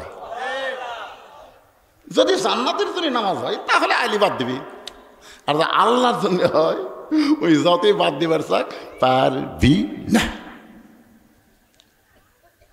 হযরত আলী এশার নামাজ পড়ে বাড়িতে গেলেন। প্রতিদিন দরজার যা হযরত আলী সালাম দিত, আসসালামু আলাইকুম ইয়া আহলাল বাইত, এটা হলো নবীর সুন্নত। কিন্তু সেই দিন হযরত আলী দরজা সালাম না দিয়ে ডাক দিচ্ছে, হাসান হোসেনের মা ফাতেমা, তাড়াতাড়ি দরজা খোলো। ফাতেমা চুপ করছে, কে রে, এটা আমার স্বামী হয়? আমার স্বামী তো সালাম ছাড়া আমার নাম ধরে ডাকে না, আজকে সালাম বাদ গেল। ফাতেমা দরজা করে বলতেছে আসসালামু আলাইকুম। আলী বলতেছে আমার মনে নাই রে। ফাতেমা বলতেছে আপনি মনে হয় কিবা বাদ দিচ্ছেন, সেই জন্য সালাম আল্লাহ কারে নিচ্ছে। সালাম হলো দুনিয়ার সবচাইতে শান্তি। যদি ছেলে বাপকে সালাম দেয়, সেই ছেলে বইয়ের কথা মতো বাপ মার সঙ্গে খারাপ ব্যবহার করবে না। জোরে বলেন কথা ঠিক, কথা কন না, কথা কন। যদি ছেলে সালাম না দেয়, বাবার দরকার হলো ছেলেকে সালাম দেওয়া। ছেলে সালাম দেয় না, আপনি দেন। 2-4 দিন আপনি যদি দেন, উই আর শরমে কোনোদিনও সালাম ছাড়া থাকবে না। আপনাকে যদি সালাম দেয়, আসসালামু আলাইকুম আব্বা কেমন আছেন, আপনি যদি বলেন ওয়ালাইকুম আসসালাম বাবা ভালো আছি, ওর বউ যদি কোনোদিন ওর বাপের বিরুদ্ধে কয়, ওই হিরো আলমের মতন, হিরো আলেম রিয়ামণিক তালাক দিছে আজকে। এই হিরো আলমের নাম শোনেন না? ওর বউ তালাক দিছে, কারণ ওর বাপ কয়েকদিন আগে মারা গেছে। মরার সময় ওর বউ নাকি গান গাছে, ওর বাপের কাছে যায়নি। উনি করছে যে বাপ মারা গেলে বাপ পাওয়া যাবে না, বউ ছেড়ে দিলে বউ পাওয়া যাবে, দরকার বউ ছাড়বো, এইরকম বউ আমি দরকার নাই। হিরো আলম সারা জীবন গান করছে, কিন্তু এই বাপের কথাতে আল্লাহ বলতেছে ওয়াকাদা রব্বুকা আল্লা তা'বুদু ইল্লা ইয়াহু ওয়া বিল ওয়ালিদাইনি ইহসানা। জোরে বলেন সুবহানাল্লাহ। এই আপনাদের বউগুলা আপনাদের বাপ মায়ের বিরুদ্ধে কিছু কয়, বহু কিছু কয়, আপনি শোনেন, তাই না? কি আপনার বাপ মায়ের বিরুদ্ধে আমি কি বলতেছি? বাপ মায়ের বিরুদ্ধে কোনো কথা বউ বললে হাত ধরবেন, আমার বাপ মায়ের কাছে দেখবেন ওই পাও ধরে বলবি কে যাব না।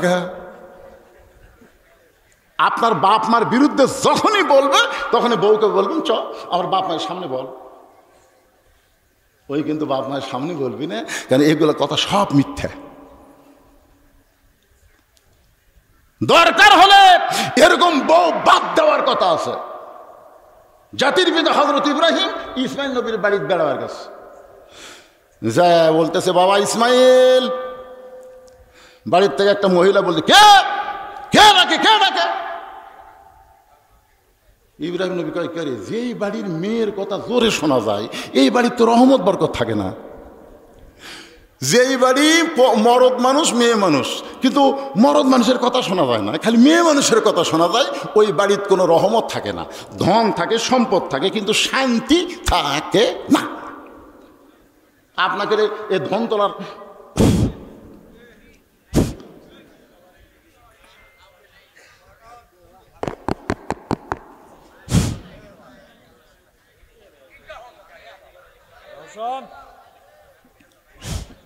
ধৈর্য ধরা লাগবে, ধৈর্যের উপর ওয়াজ হচ্ছে দীর্ঘ।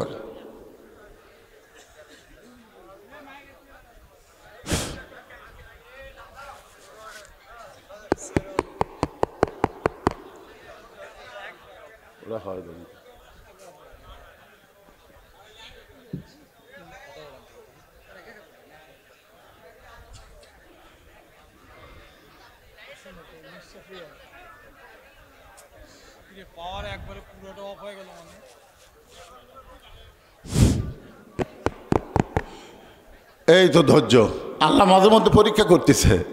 ফিলিস্তিনে গাজায় ডোনাল্ড ট্রাম্প বলেছে তোমরা গাজা ছেড়ে দাও, আমি গোটা গাজা নতুন করে নির্মাণ করে দেব। গাজার মুসলমান বলতেছে দরকার জীবন দেব, কিন্তু গাজা ছাড়ব না। সামান্য মাইক নাই, মাহফিল ছাড়তেছেন। মাহফিল কিসের বাগান? এই কতক্ষণ কিসের বাগান? এই বাগানের থেকে উঠে আপনি ঘুরে যাচ্ছেন, এই বাগানের থেকে উঠে যাচ্ছেন কোথায়? বাড়ির যাবেন, বাড়ির যাওয়া লাগবে না, আল্লাহ হাসপাতালে নিয়ে যাবি। তোর কথা ঠিক কিনা? বেশি অহংকার করেন না ভাইজান। পেশাব লাগছে, পেশাব বন্ধ করেন। অনুনাজ্জিলু মিনাল কোরআনি মা হুয়া শিফা ওয়া রাহমাতুল লিল মুমিনিন। আল্লাহর কোরআনকে ইজ্জত করেন, যাবতীয় রোগ থেকে এই কোরআন আপনাকে হেফাজত করে দিবে। জোরে কোন সুবহানাল্লাহ। সুবহানাল্লাহ। ইন্নাল্লাহা মা'আস সাবিরিন উপরে আসতে ছিড়ে পারে এনা মেয়ে মানুষের ওয়াজ করে দিবেন না আমাকে? সবগুলো মরদ গেছে বিদেশে, আর এর কেদা মোশান হচ্ছে। আমার এলাকার এক ছেলে বিদেশে গেছে, বাপে জমি বিক্রি করে দিছে, আর ওই শালা বইয়ের নামে অ্যাকাউন্ট করছে। বইয়ের নামে অ্যাকাউন্ট করছে। মাও কান্দার কয় তোর বাপ জমি বেচে টাকা দিল, বাবা তুই যে কিছুই টাকা দিস না। ছেলে বলতেছে মা আমি ধরা পড়ছি, মা আমি জঙ্গলে জঙ্গলে ঘুরে বেড়াই, মা আমার এখনো চাকরি হয়নি। কত বড় মিথ্যাবাদী। বাপ খালি হামাক ধরে ওয়াক ধরে, আমার ছেলের জন্য একটু দোয়া করে হুজুর, আমার ছেলে আই রে কান্দে, মাও কান্দে, বাবু কান্দে, আর গোপনে গোপনে বইয়ের অ্যাকাউন্টে টাকা পাঠায়। আর বউ টাকা যখন বেশি হয়ে গেছে তখন চিন্তা করছে তুই বিদেশে খাটে কেটে ঘুরে হয়ে গেছে, তোর ধান্দা। কয়েক বছরের বাড়িতে এসে দেখে বউ নাই, খালি কান্দে। বাপ মাও কয় কান্দিস কে বাবা, তুই না জেলের মধ্যে ধরা পড়ছো, তুই কামাই কার্য করে বাড়িস। তোর বউ যে মোশান মারছে, তুই আমাদের সঙ্গে গাদ্দারি করে বইয়ের নামে অ্যাকাউন্ট করছো। আজকে যেই সমস্ত পুরুষ বিদেশে গেছে তাদের বইয়ের যা মোশান হচ্ছে, তোর কোন কথা ঠিক কিনা? এ কথা কন না কেন? নবীর মেয়ে ফাতেমা মুচকি মুচকি হাসে, কারণ মা ফাতেমা একদিন চোখের পানি বের করে কাঁদতেছিল। নবী তখন ফাতেমার কাছে গিয়ে বলল, ফাতেমা এভাবে তুমি কেন কাঁদতেছো? ফাতেমা বলে, বাবা এমন একজন গরিবের সঙ্গে আমার বিয়ে দিলেন, যে গরিবটা সংসার চালাবার পারে না, সকালবেলা কোনোদিন খাবার পাইলে রাতের বেলা খাবার থাকে না, কোনোদিন রাতে খাইলে সারাদিন আর খাওয়া থাকে না। হাসান হোসেন ক্ষুধার জ্বালা আমার কাছে খাবার চাই, আমি খাবার দিবার পারি না, আপনার কাছে যাই। ও গো বাবা, দুনিয়া থেকে কোনো ধনী ছেলে আমার জন্য পান নাই, এমন গরিবের সঙ্গে আমার বিয়ে দিয়েছেন, আমার জীবনটা কেমন হয়ে গেল। রাসূল কান্দের বলে, ফাতেমা আল্লাহর পরে কাউকে যদি সেজদা দেওয়ার হুকুম থাকতো ফাতেমা, তাহলে তোরে বলতাম আলীর পায়ে সেজদা কর। ও ফাতেমা, আমি দুনিয়ার ধনী যুবকের সঙ্গে বিয়ে দিবার চাইছিলাম, কিন্তু আল্লাহ তাআলা ঘটকালি করে আলীর সঙ্গে তোর বিয়ে দিছে। এখন বল রে মা, আল্লাহ যদি ঘটকালি করে তাহলে বল আমি নবী কি করতে পারি? আল্লাহর বান্দার একটু মনোযোগ দেন। হযরত আলী চোখের পানি বের করে মনে মনে চিন্তা করে, আজকে ফজরের নামাজ বাদ দেবার চাইছি, আমার জবান থেকে আল্লাহ সালাম কেড়ে লিছে।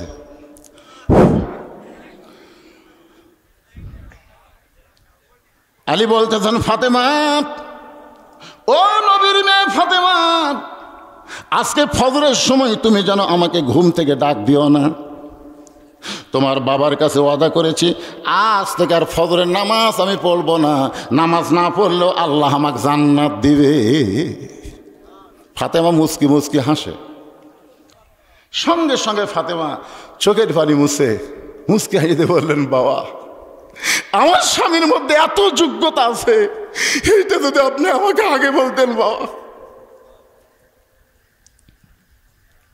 একদিন গভীর রাত্রে হযরত আলী ঘুম থেকে চেতন পাইছে। চেতন পায় দেখে ঘরের মধ্যে হাসান হোসাইন ঘুমায় আছে, কিন্তু ফাতেমা নাই।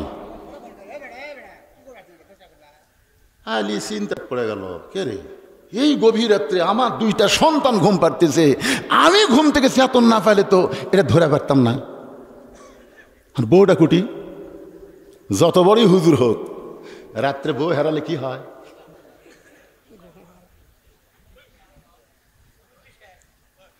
যত বড়ই হুজুর হোক, আমি যত বড়ই মৌলবি হই, মাঝে মধ্যে সন্দেহ আছে না নাই? কথা কন না কেন ভাই রে? হযরত আলী দরজার দাঁড়িয়ে গেলেন, দাঁড়িয়ে দেখতে পাই মরুভূমির মধ্যে কালো চাদর মাথায় দিয়ে গভীর রাত্রে ফাতেমা খুব জোরে জোরে হাঁটতেছে। আলীর সন্দেহ হয়ে গেল, এই গভীর রাত্রে ফাতেমা কোথায় যায়? নিরাপদ দূরত্ব বজায় রেখে পিছনে পিছনে হাঁটতেছে। আল্লাহর নবী যেই ঘরে ঘুমায় থাকে ওই ঘরের জানলার পাশে ফাতেমা চুপটি করে দাঁড়াইছে।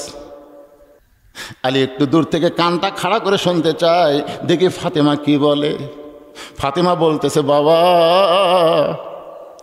আজকে যদি আমার মা জীবিত থাকতো তাহলে আমার কথা মায়ের কাছেই বলতাম, কিন্তু মা যখন মরে যায় বাবা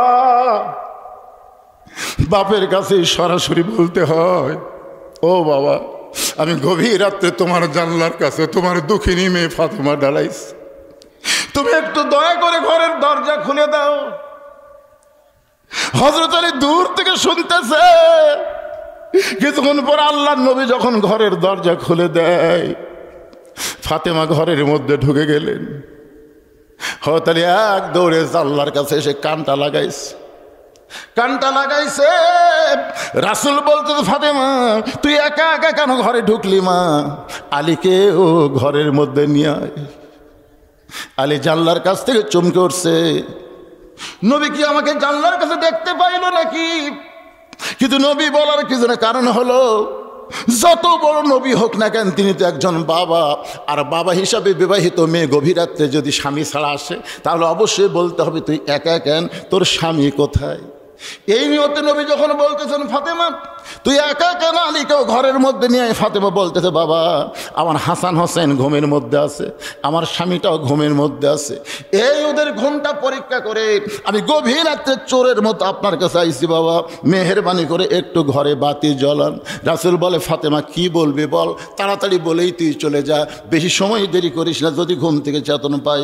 ফাতেমা কি বলবি বল। ফাতেমা বলতেছে, বাবা বহু জীবনে বললাম, বলে কোনো কাজ হলো না, আজকে একটু আপনাকে আমি দেখাবার চাই, একটু বাতি জ্বলান বাবা, একটু ঘরের মধ্যে বাতি জ্বালান। নবী যেই মাত্র ঘরে বাতি জ্বলাইছে সঙ্গে সঙ্গে ফাতেমা দুইটা হাত নবীর সামনে বাড়ায় দেয়। নবী তাকায় দেখি হাতের তালু আছে, কিন্তু হাতের উপরে কোনো চামড়া নেই, গোটা হাত গোস্তের টুকরার মতো লাল দেখতে পাই। নিজের মেয়ের হাত রক্তাক্ত দেখে ফাতেমা বলতেছে, বাবা সকালবেলা উঠে আমার সন্তান দুইটা খাবার চাবে, আমার স্বামীর সামনে খাবার দিতে হবে, কিন্তু এই হাত নিয়ে আমি জাঁতা কেমনে ঘুরাবো বাবা? আপনি যে বিয়ের সময় একটা জাঁতা দিয়েছেন আমার গপ পিষতে, কিন্তু আমার হাতটা দেখেন বাবা, আমি কিন্তু 3-4 দিন আর জাঁতা ঘোরাতে পারবো না, মেহেরবানি করে 3-4 দিনের একটু খাবার যা হয় আপনি আপনার দুঃখিনী মেয়েকে দেন গো বাবা, এই গভীর রাত্রে চোরের মতো আমি বাড়িতে নিয়ে যাওয়ার চাই।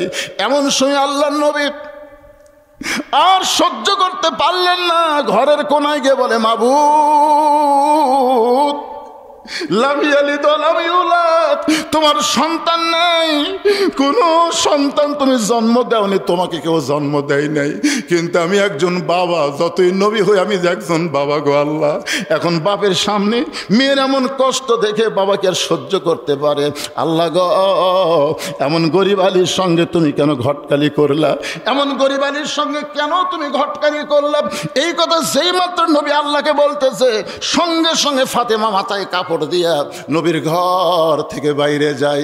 রাসূল বলে, ফাতেমা আমি তোর বিরুদ্ধে কিছুই বলিনি মা, তুই কেন ঘোমটা দিয়ে ঘর থেকে বাইরে যাস? ফাতেমা বলতেছে, বাবা আপনি একদিন বলেছিলেন আল্লাহর পরে কাউকে যদি সেজদা দেওয়ার হুকুম থাকতো তাহলে আমার স্বামীর কদমে সেজদা করা লাগবে, এই কথা বলে আপনি বুঝাইছেন আল্লাহর পরে মেয়ে মানুষের কাছে সবচাইতে দামি ওই মহান ব্যক্তি হলো তার স্বামী।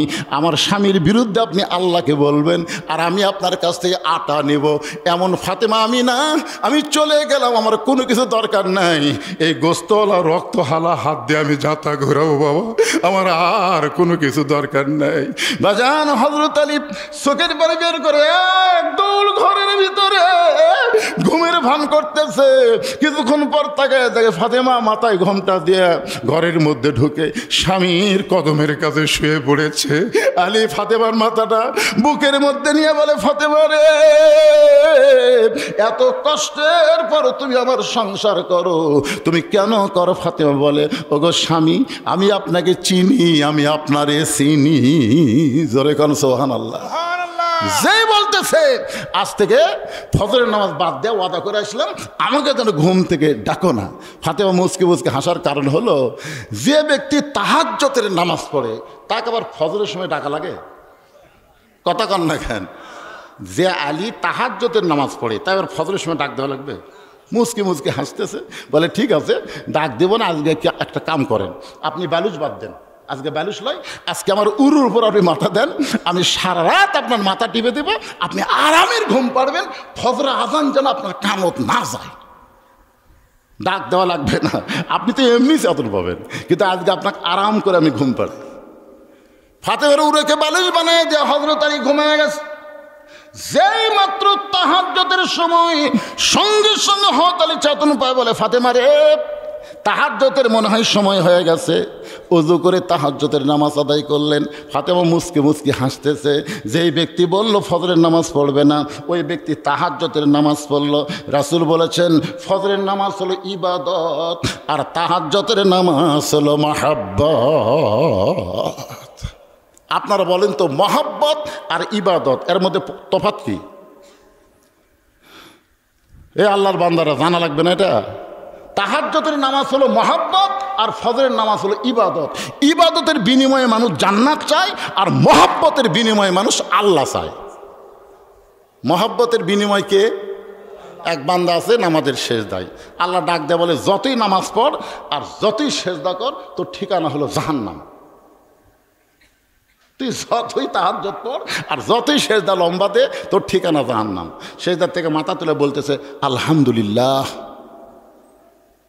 আল্লাহ কয় কেরে পাগলা, তোকে জাহান্নামত দিলাম এরপরে আলহামদুলিল্লাহ?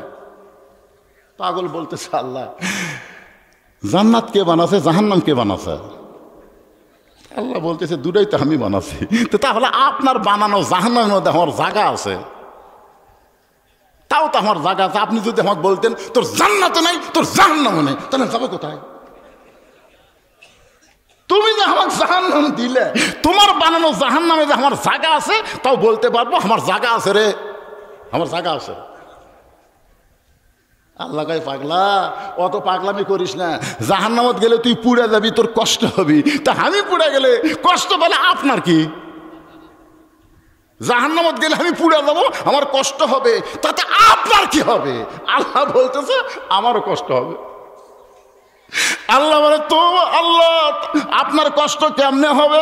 আল্লাহ বলতেছে আমার ইব্রাহিম আমাকে কলিজার মধ্যে নিয়ে নমরুদের চুলার মধ্যে পড়ার আগে নমরুদের চুলা আমি যেমন শান্তির বাগান বানাইছি, আমার মহব্বত নিয়ে কেউ যদি জাহান্নামেও যায় আমি জাহান্নামকেও জান্নাত বানায়া দিব। লিল্লাহে তাকবীর। যেই ফজরের সময় আছে বুঝলেন, পঁয়তাল্লিশ তো মসজিদ দিকে রওনা দিচ্ছে। ফাতেমার সামনে দাঁড়ায় বলতেছে কোথায় উঠে যাবেন? ফজরের নামাজের আজান দিল, আপনি আমার বাপের কাছে ওয়াদা করে যাচ্ছেন ফজর নামাজ পড়বেন না। এতদিন ভিতরে ঢুকছি, আজকে বাইরে থেকে একটু দেখমো রে। এতদিন ভিতরে ঢুকে নামাজ পড়ছি, আজকে বাইরে থেকে দেখবো নামাজের সাইজ কিরকম। নামাজ পড়বো না তোমাকে কইলাম যাও, কিন্তু একটু দেখতে পারতাম। যেই বলছে এতদিন ভিতরে ঢুকে নামাজ পড়ছি, তখন ফাতেমা মুচকি মুচকি হাসতেছে, কারণ ভিতরে যাই ঢোকে। বোঝেন, হাদিসে আছে বিস্তারিত, হুজুরি কলব ব্যতীত করছিন কালো নামাজ তোর হবে না। তবে কেন গাও জোয়ারি মানুষকে দেখাও নামাজ পড়ি, ও তোমার সিদ্ধ বীজে সুফসল ফলবে না। আজও কেন আল্লাহর নামাজ ধরতে পারলা না? এখন সবাই জামাতে নামাজ পড়ে চলে গেছে বগুড়া বড় মসজিদ। একজন লোক মসজিদের মধ্যে যায় জোহরের নামাজ পড়তেছে, জুতা চোর চিন্তা করে কেউ নাই রে, একলা, আর জুতাও তো নাই, তো জুতাটা রাখছে কোথায়? চোর আবার জানে জোহরের আগে 4 রাকাত সুন্নত আছে, ওই কেবল সুন্নতের নিয়ত করলো। যাদের কাঠের বাক্সের মধ্যে সেই দামি জুতা, চোর ভাবতেছে এই 4 রাকাত শেষ করতে করতে আমি 7 মাথা পার হয়ে যাব। এই মনে করে কেবল বিসমিল্লাহ করে চোরেরাও কিন্তু চুরি করার আগে আল্লাহ ধরাধার না পড়ি, আল্লাহ ধরাধার না পড়ি কয় না। আমার গ্রামের এক লোকের চুরি হলো, আমি বললাম কে ভাই আপনার মতো মানুষের বাড়ি চুরি হলো? কয় হুজুর এই বছরে এত ভালো ঘুম কোনোদিন আমার হয়নি হুজুর, আজকে এত ভালো ঘুম কেন হলো?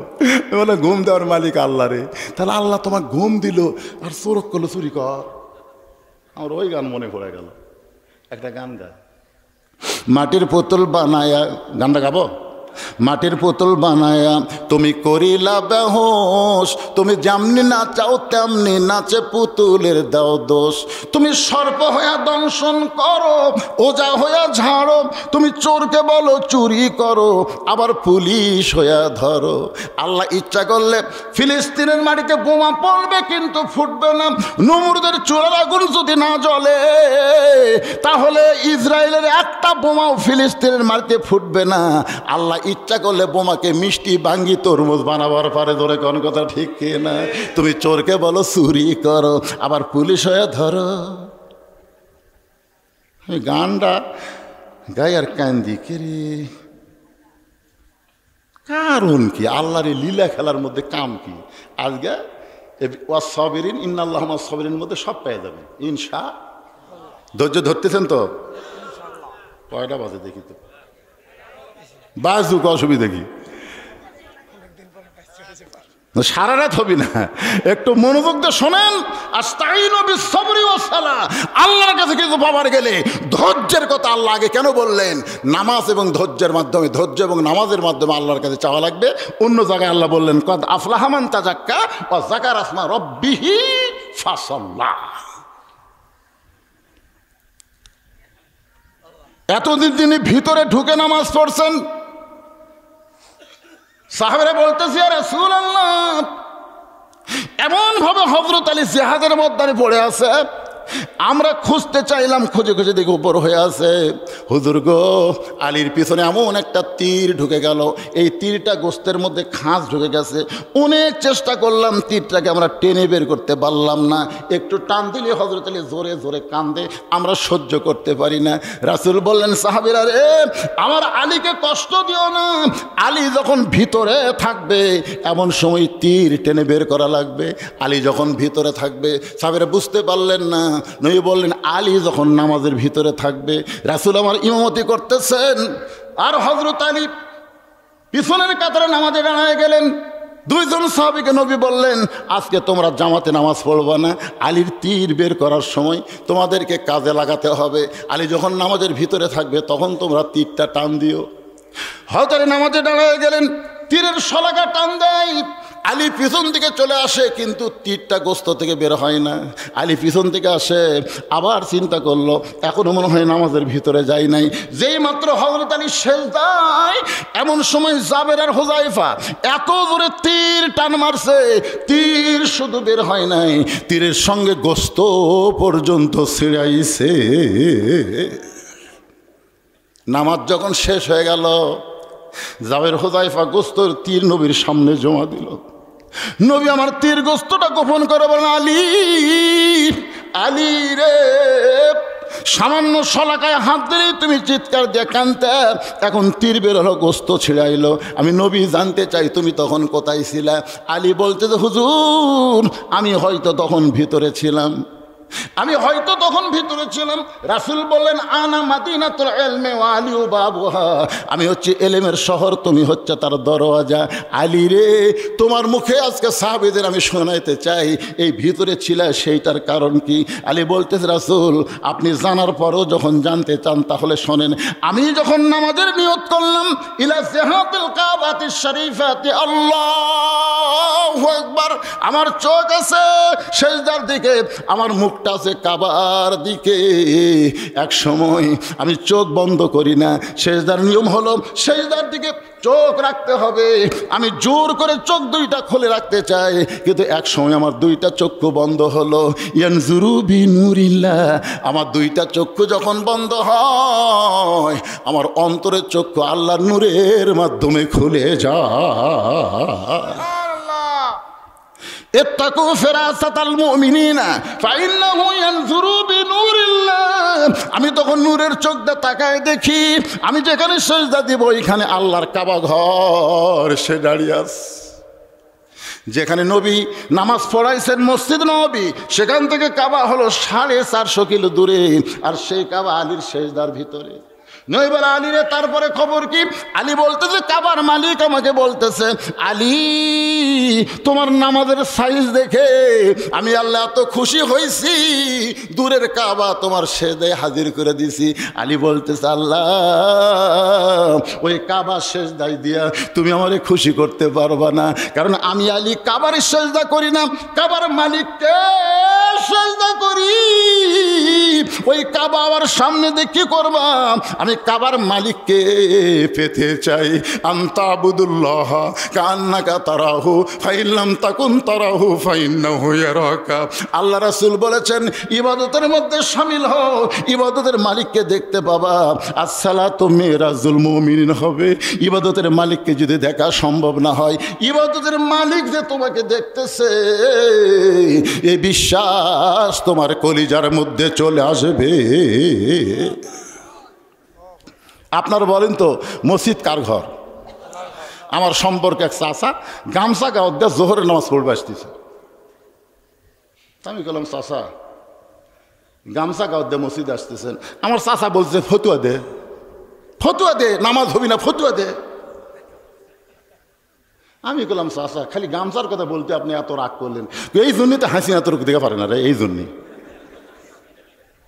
আমি বললাম চাচা আপনি এত রাগ করলেন, তুই ক গামছা গাঁত নামাজ হবি না? এটা কি তুই আমি গামছা 4.5 হাত গামছা। তা আমি কইলাম চাচা এই গামছা গাঁত দিয়ে আপনি বিয়ের বাড়ি যাওয়ার পারবেন? আমার চাচা কয় তুই কি পাগলা ভাবছু কেন? এই বছর আমি 5টা পাঞ্জাবি বানাচ্ছি, এই বছরই। তা গামছা গাঁত দিয়ে বিয়ের বাড়ি যাওয়া লাগবে, আমার পাঞ্জাবি নাই। আমি বললাম চাচা এই গামছা গাঁত দিয়ে আপনি জামাই বাড়ি যাওয়ার পারবেন? আমার চাচা বলতেছে হাসিনা তো কয়েকবার জেলের থেকে তোর মাথা মনে খারাপ হতে ফেলা। চাচা মাথা খারাপ না, তুই পাগল হয়েছে, জামাইয়ের বাড়িতে কেউ গামছা গাঁতে যায়, তা আপনি জামাইয়ের বাড়িতে পারবেন না, বিয়ের বাড়িতে পারবেন না, আল্লাহর ঘরতে আসতেছেন কেন? আপনার যদি পাঞ্জাবি না থাকতো সেটা ভিন্ন কথা ছিল। তখন হাম নিয়ে ফেলে বলতেছে হ্যাঁ। আপনি বলেন তো গামছা গাঁতে এমপির ঘরত যাওয়ার পারবি? কথা কর না কেন? এসপির ঘরত, চেয়ারম্যানের ঘরত, প্রধানমন্ত্রীর ঘরত, আল্লাহর ঘরত। এই জন্য আল্লাহ বলেছেন লেবাসুত তাকওয়া, এমন পোশাক পরো যে পোশাকের কারণে তোমার ভিতরে আল্লাহর ভয় পয়দা হয়। এমন একটা স্ট্যান্ডার্ড লুঙ্গি পরে গেছে আর একটা শার্ট।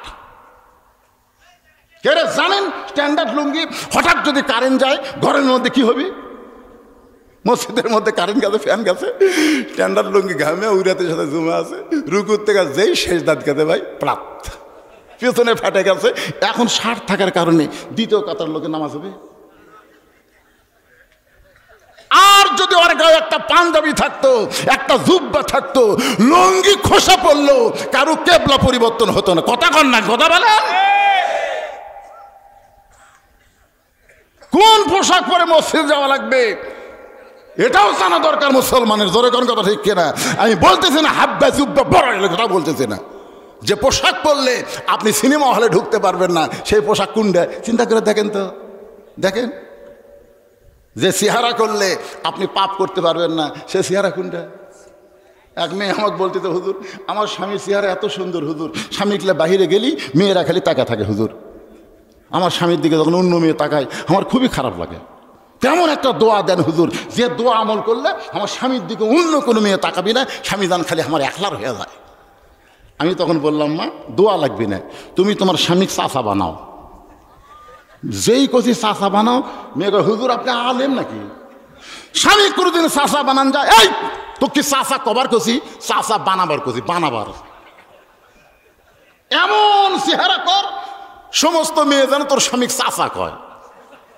ওই আমার কথা মতো ভাই স্বামীর হাত পা তেল দিয়ে এমন বাধ্য করে এখন দাড়ি 4 আঙ্গুল হসে, স্বামীগুলা বাইরে ঘুরতেছে, কোনো মেয়ে ওর স্বামীর দিকে তাকায় না। কেউ যদি ভুল করে তাকায় চাচা সালাম আলাইকুম কেমন আছেন চাচা।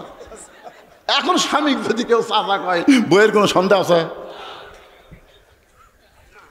তাহলে চিন্তা করে দেখেন, রাস্তার মেয়েরা যখন তাকাবেন আপনার দিকে, এমন চেহারা হলো তাকওয়ার চেহারা। জোরে কোন কথা ঠিক কিনা? যেই চেহারা নিয়ে মসজিদের মধ্যে ঢোকা যায়, সিনেমার হলে ঢোকা যায় না, এমন চেহারা, এমন পোশাক হলো লেবাসুত তাকওয়া। জোরে কোন কথা ঠিক কিনা? বুড়া হয়ে গেছে, চামড়া ভাঁজ পড়ে গেছে, বারে ভিতরে দাঁত একটাও নেই। ওই সেলুনের জায়গায় নামিয়ে দে, নামিয়ে দে। সেলুনের সে বুঝিচ্ছেন তো ভাই, সেই ধার। আর চামড়া ঘষমস দেখে ওর মধ্যে আর দাঁতও নেই, বুঝিচ্ছেন না? দাঁত থাকলে তো অনেক টানদার হয়, ভিতরে ঢুকে গেছে। এটি খুদ ধরে মারলে যদি লিচে কাটিয়ে যায়, গোটা সেলুনের বদনাম হবি। দরকার দাড়ি সেভ করবে গেলে কাটিয়ে দেয়। ও এখন বলছে, চাচা আপনি দুটো পাও ধরি, চাচা আপনার এখন দাড়ি থোয়া লাগবে চাচা। তুই যে ভাবি হোক কামিয়ে দে। এখন কি করবি? কামিয়ে দিছে। সকালবেলা দাড়ি কামাছে, বিকেল বেলায় লোকটা মরতে পারে। আর প্রেশার বেশি আছিল, হার্ট অ্যাটাক করে মারা গেছে। এখন দাড়ি চাঁচা লিয়া কবর থুয়ে যাচ্ছে। মুনকিন নাকি বলতেছে, আমার নাবিউকে, তোমার নবীকে। মানে হাজার রাজুল নবী কিন্তু হাজির করা হবে। এখানে আর একটা কথা, রাজনীতির উত্তর আছে। এখানে বলা হবে, আমার নাবিউকে, তোমার নবী, তোমার নেতাকে আল্লাহুম্মা সাল্লি আলা সাইয়্যিদিনা। জোরে কোন কথা ঠিক কিনা? আমরা দরুদ পড়িনি, আল্লাহুম্মা সাল্লি আলা সাইয়্যিদিনা, তোমার নেতাকে। তখন আপনি কি বলবেন? আপনি যদি বলেন আমার নেতা, আমার নেতার চরিত্র ফুলের মতন পবিত্র, নামাজ পড়ে না একক, তো কি গাঞ্জা খাই বলে 5 ওয়াক্ত, এ সাইড থেকে কে কয় রে? ওলা নেতার পিছনে চামচাগিরি করলে কবরে গেলে ধরা খাবেন। জোরে কোন কথা ঠিক কিনা বলেন? আল্লাহ নবী বলে, মুনকির নাকির আমার সুন্নত দাড়ি নিয়ে যে কবরে আসতে পারে নাই, ও যতই আমাকে নবী বলুক, আমি নবী তাকে উম্মাত বলে স্বীকার করব না। অন্তত দাড়ি নিয়ে কবরে যাওয়ার চিন্তা করা দরকার। জোরে কোন কথা ঠিক কিনা? এ কোন নেতারে?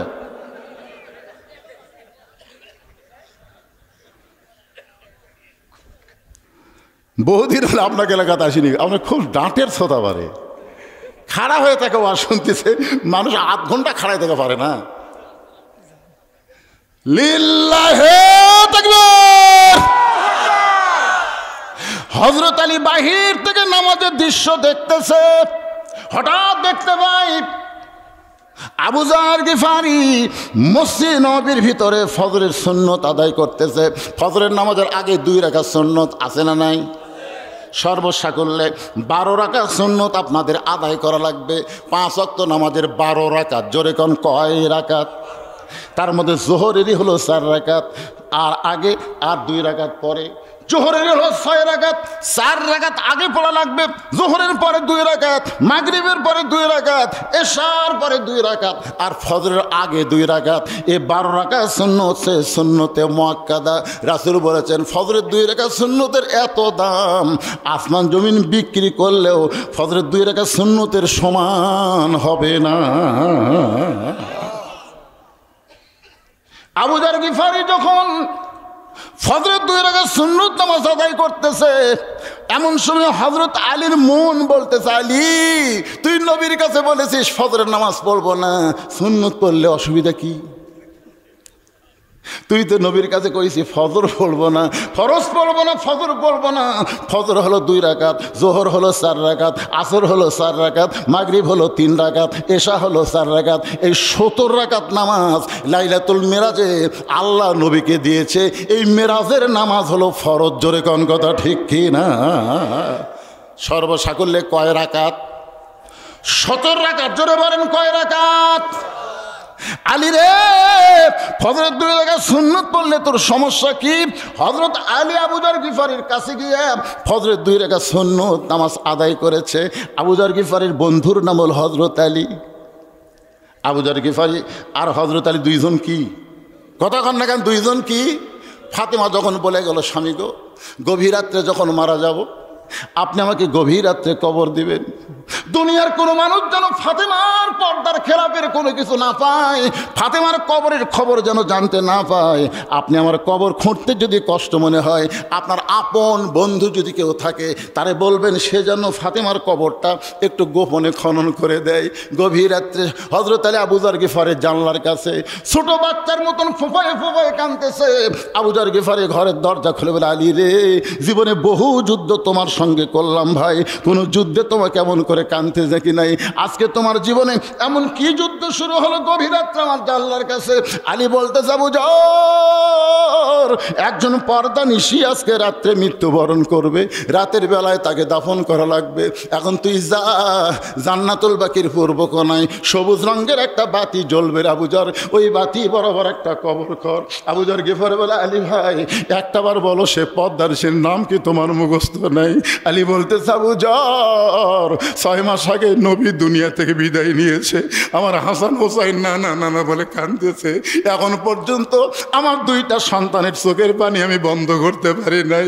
বারবার আমার বুকের সামনে ঝাঁপ দে বলে, বাবা নানারে খুঁজি কিন্তু নানারে পাই না, নানা ছাড়া হাসান হোসেন কেমনে থাকবো বাবা?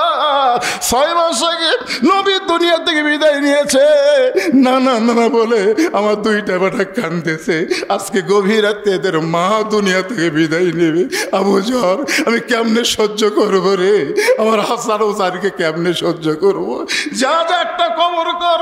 আবু যর গিফারি বলে, আলী আল্লাহর কাছে ফরিয়াদ করো, আল্লাহ ফাতেমার হায়াত যেন বাড়ায় দেয়। আলী বলতে তো হবে না, ফাতেমা আল্লাহর কাছ থেকে কবুল করে নিয়েছে। গভীর রাত্রে জান্নাতুল বাকির পূর্ব কোণায় গিয়ে দেখে সবুজ রঙের একটা বাতি জ্বলতেছে, যেই বাতির কোনো তার নাই, যেই বাতির কোনো সুইচ নাই, বিনা তারে বিনা সুইচ আমার আল্লাহ তাআলা অটোমেটিক ভাবে বাতি জ্বলাই দিছে। দুনিয়ার মুমিনেরা শোনো, তোমার কবরে জানলা নাই, তোমার কবরে দরজা নাই, তোমার কবরে বালিশ খাতা কিছুই নাই, কিন্তু নামাজের নূর নিয়ে যদি কবরে যাওয়ার পারো, তোমার কবরকে আল্লাহ তাআলা জান্নাতের টুকরা বানায়া দিবে। আবু যর গিফারি কোদাল দিয়ে কবর খুঁড়তেছিলেন, সেই কবর খুঁড়তে খুঁড়তে তিনি পাগল হয়ে গেলেন। এই আবু যর হচ্ছে হযরত আলীর বন্ধু, যে সুন্নত শেষ করছে। আবু যর গিফারি বলতেছে, আলী ভাই এশার সময় কি ওয়াদা করলেন নবীর সামনে? আপনি করলেন ফজরের নামাজ পড়বেন না, তো কি? আলী বলতেছে, তুই আমার চাইতে বেশি জানিস। আবু যর গিফারি কান ধরে বলতেছে, নাউজুবিল্লাহ, আল্লাহর নবীর পরে এই দুনিয়াতে সবচাইতে যিনি বেশি জানে তার নাম হলো হযরত আলী। ধরে এখন সুবহানাল্লাহ। আল্লাহর নবীর পরে যিনি সবচাইতে বেশি জ্ঞানী তার নাম কি? হ্যাঁ, যখন হযরত ওমর ফারুক মদিনার খলিফা ছিলেন তখন আলী ছিল শিক্ষামন্ত্রী। আবু বকর যখন মদিনার খলিফা ছিলেন তখন আলী ছিল শিক্ষামন্ত্রী। নবী যখন মদিনার রাষ্ট্রপতি ছিলেন তখন হযরত আলী ছিল শিক্ষামন্ত্রী। ওসমান যখন মদিনার খলিফা ছিলেন তখন আলী ছিল শিক্ষামন্ত্রী। ধরে করেন সুবহানাল্লাহ। তার নবীর সময় থেকে ওসমান পর্যন্ত সব মন্ত্রী পাল্টালেও শিক্ষামন্ত্রী কেউ পাল্টায়নি। আজকে আমাদের বাংলাদেশের শিক্ষামন্ত্রীকে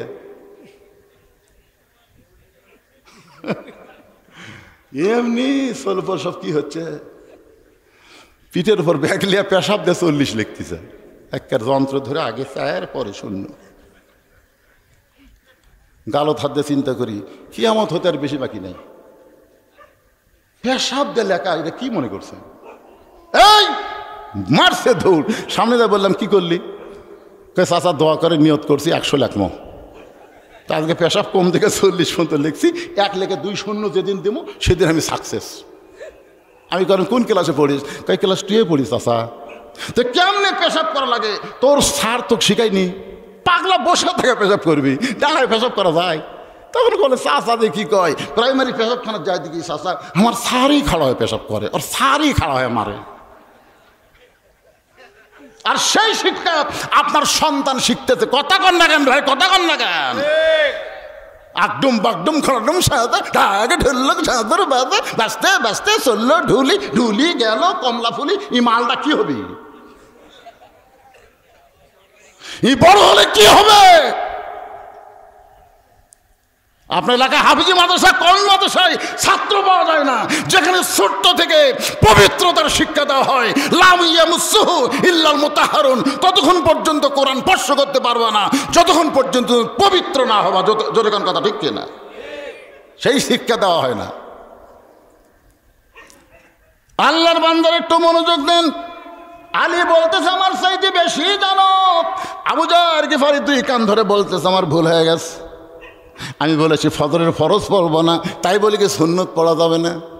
আবু যার গিফারি আর কোনো কথাই নেই। আলী বারান্দার মধ্যে বসে আছেন।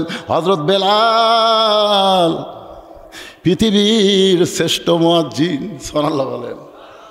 আল্লাহ রাসূল বললেন কিয়ামত পর্যন্ত মুয়াজ্জিন আজান দিবে, আজান মুসল্লির কান পর্যন্ত পৌঁছতে পারবে, কিন্তু আমার বেলাল যখন আজান দেয় ওই আজান আল্লাহর আরশ পর্যন্ত পৌঁছে যায়। সেই হযরত বেলাল আকামত দেওয়া শুরু করেছে। আকামতের মধ্যে একটা শব্দ আছে, কদ কামাতিস সালাহ, আছে না নাই?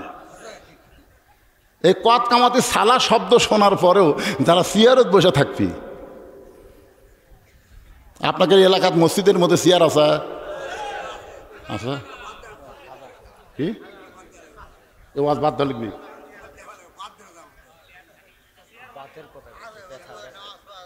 হ্যাঁ,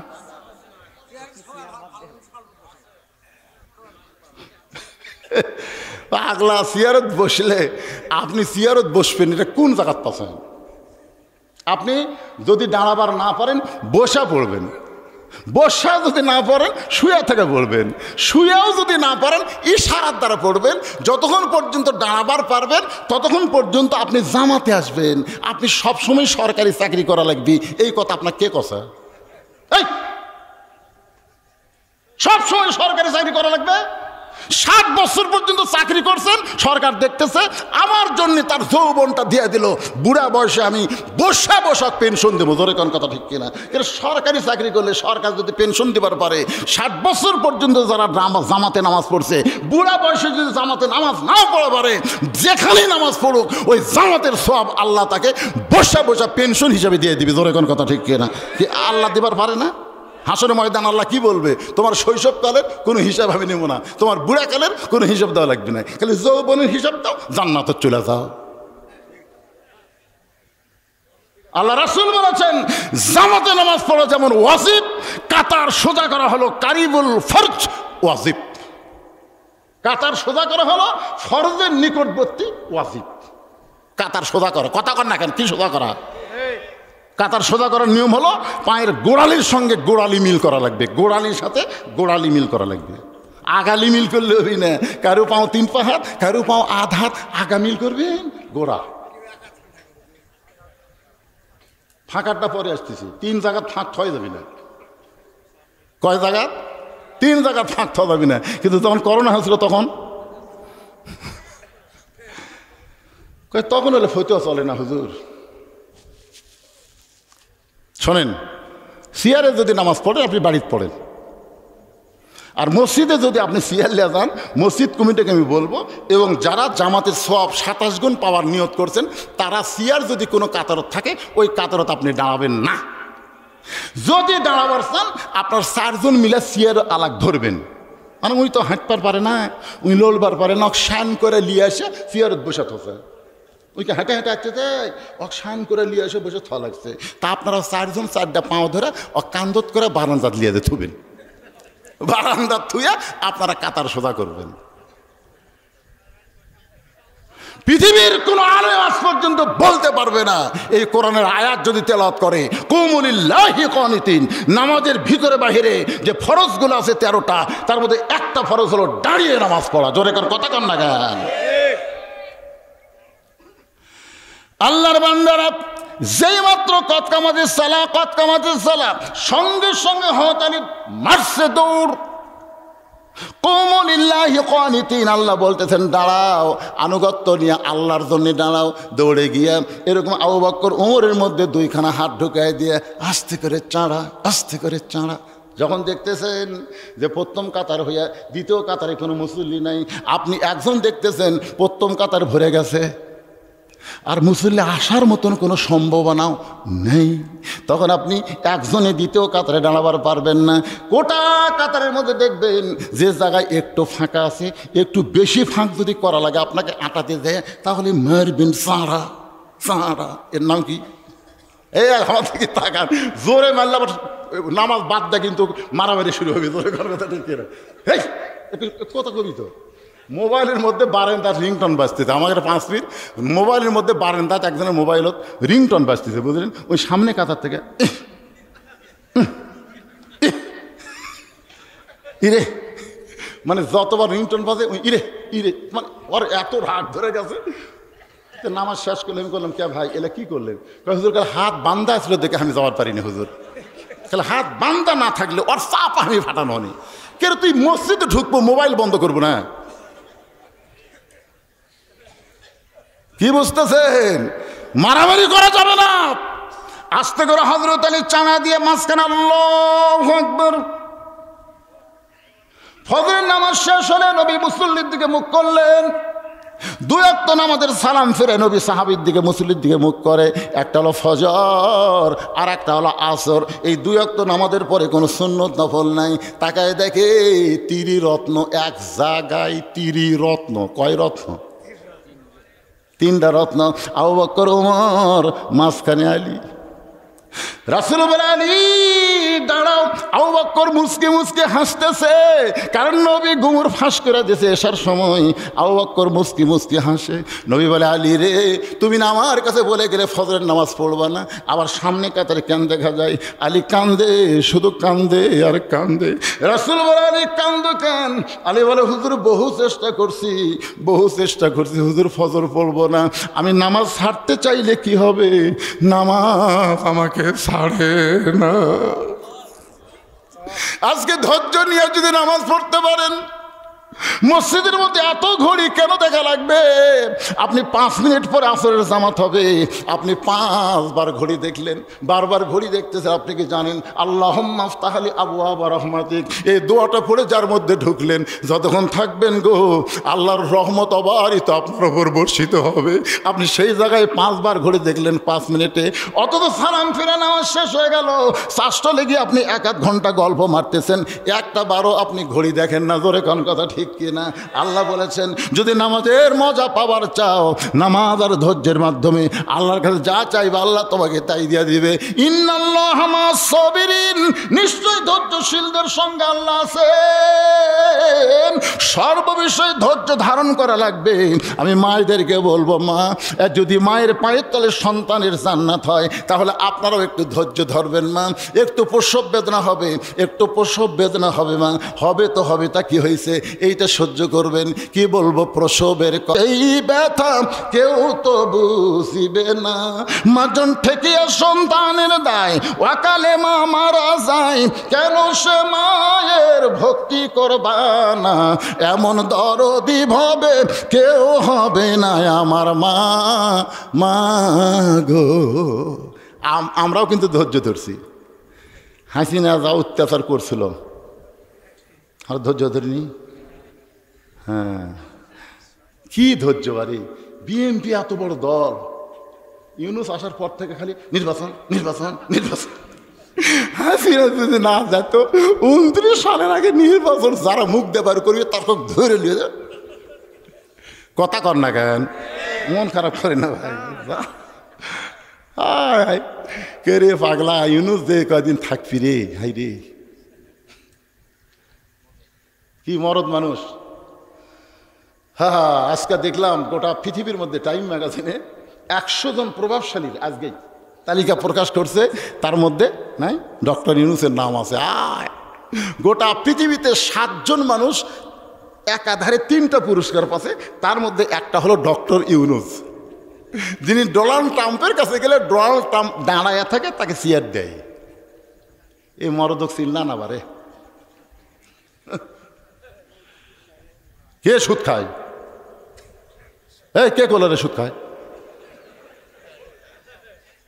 নিজে বলেছে, আমি গ্রামীণ ব্যাংকের কর্মচারী ছিলাম, ব্যাংকের মালিক যদি সুদ খায়, আমি বেতন খাইছি, বেতন না। সেনা একটা কথা বলা যাবে না তো। 84 বছর বয়স, 85 বছর চলতেছে, মরদের হাঁটন দেখছেন? এইবার ঈদের দিনে মাথার টুপি দিয়ে যখন ঈদগার মারত গেছিল, আমরা চিন্তা করলাম খালেদা জিয়া যতদিন ছিল মেয়ে মানুষ হওয়ার কারণে হাসিনা যতদিন ছিল যাওয়ার পারেনি, এবার মরদ মানুষ। আর রেজাল ও কাওয়ামুন আলান নিসা, আল্লাহ কোরআনে বলেছেন পুরুষেরা নারীদের উপরে থাকা লাগবি রে। আর আমরা এতদিন তলে আসলাম। বুখারী শরীফের একটা হাদিস কই, শুনবেন? মা তারাক্তু বাদি আলা উম্মতি ফিতনাতুন আদার আলা রাজুলু মিনান নিসা, রাওয়াহুল বুখারী কিতাবুল ফিতান। আল্লাহ রাসূল বলেছে আমার পরে আমার উম্মতের জন্য সবচাইতে বড় বিপদ হলো নারী নেত্রী মেনে নেওয়া। 1400 বছর আগে নবী কেমনে জানলো যে বাংলাদেশের মরদগুলা মেয়ে মানুষের তলে থাকবি? খালি খালেদা হাসিনা না, প্রত্যেকটা বাড়িতে একটা করে প্রধানমন্ত্রী হচ্ছে। জোরে কোন কথা ঠিক, মরদ মানুষ যখন হুড়াহুড়ি লাগে তখন মরদ ঘরের যে শুয়ে থাকে, বউ কয় লাগে একেবারে অন্যা বুঝলেন মাজাত পেছিয়ে, হাই রে হাই। এ মায়েরা শোনেন, জোরে কোরআন তেলাওয়াত করলে সেই কোরআন যদি পরপুরুষ শুনতে পায় আপনাদের পর্দা খেলাপের গুনাহ হবে। জোরে কোরআন তেলাওয়াত করলে। আর ঝগড়া করলে কি হবি? ওই মরদের কি হবি যার বউ ঝগড়া করতেছে? আল্লাহ কোরআন রাসূল বলেছেন আর দায়ুসু লা ইয়াদখুলুল জান্নাহ, দায়ুস কোনোদিনও জান্নাতে যাবে না। লা ইয়াদখুল লাইন অফ জেন্টস। দাউসকে দাউস হলো সকল পুরুষ যাদের অধীনে নারীরা পর্দা করে না। নবীর অধীনে যেমন তার বিবি ছিল, তার মেয়েও ছিল যতদিন বিয়ে হয় নাই। 9 বছরের মেয়ে ফাতেমা ঘরের মধ্যে ঢুইকা দেখে নবী হাতের মধ্যে 2টা ছুরি দিয়ে মুসকি মুসকি হাসতেছে। এই দৃশ্য দেখার পরে নবী আর ঘরের মধ্যে থাকলেন না।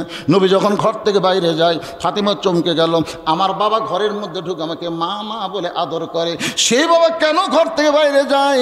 বারান্দায় গিয়ে দেখে নবীর চোখ দিয়ে দর দর করে পানি পড়তেছে। ফাতেমা বলে, বাবা কি দুঃখে আজকে আপনি এমন করে কাঁদতেছেন?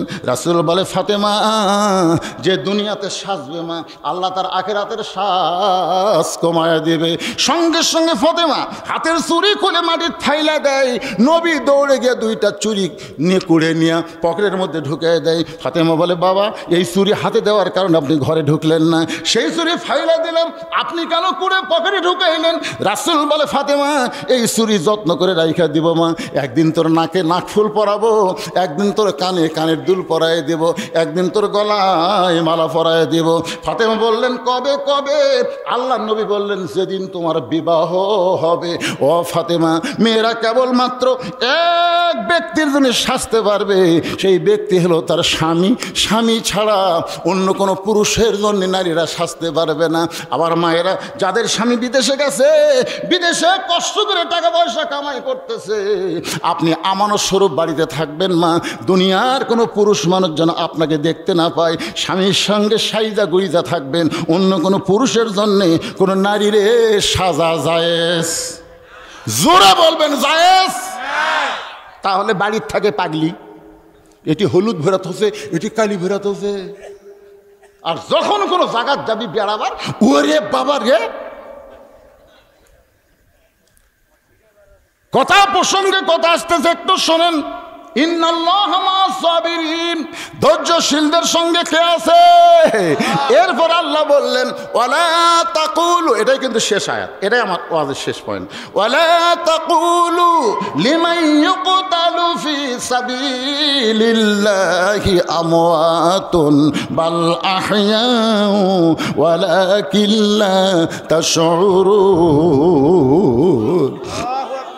আচ্ছা, একটা মানুষের নাম কই তো, আপনারা দেখেন তো বুঝার পারেন কিনা। লোকটার নাম হলো মীর কাসেম আলী। নাম শুনছেন? মীর কাসেম আলী, ওনার উকিল গিয়ে ওনাকে বলতে, স্যার আজকে রাত 12টায় আপনার ফাঁসি হবে। আজকে রাত 12টায় আপনার কি হবে? ফাঁসি হবে। মীর কাসেম আলী বলতেছেন, আলহামদুলিল্লাহ আলহামদুলিল্লাহ, মুসকে মুসকে হাসতেছে আর বলতেছে আলহামদুলিল্লাহ। উকিল, এখন কয়টা বাজে? এখন তো 9:30 বাজে স্যার। দেখো তাহলে 9:30 বাজলে তাহলে এখনো 2.5 ঘন্টা। বলে হ্যাঁ স্যার, এখন 2.5 ঘন্টা পর আপনার ফাঁসি হবে। তো মীর কাসেম আলী বলতে খামাখা 2.5 ঘন্টা বসে থাকে, কী লাভ, আমি 2 ঘন্টা ঘুম পারি।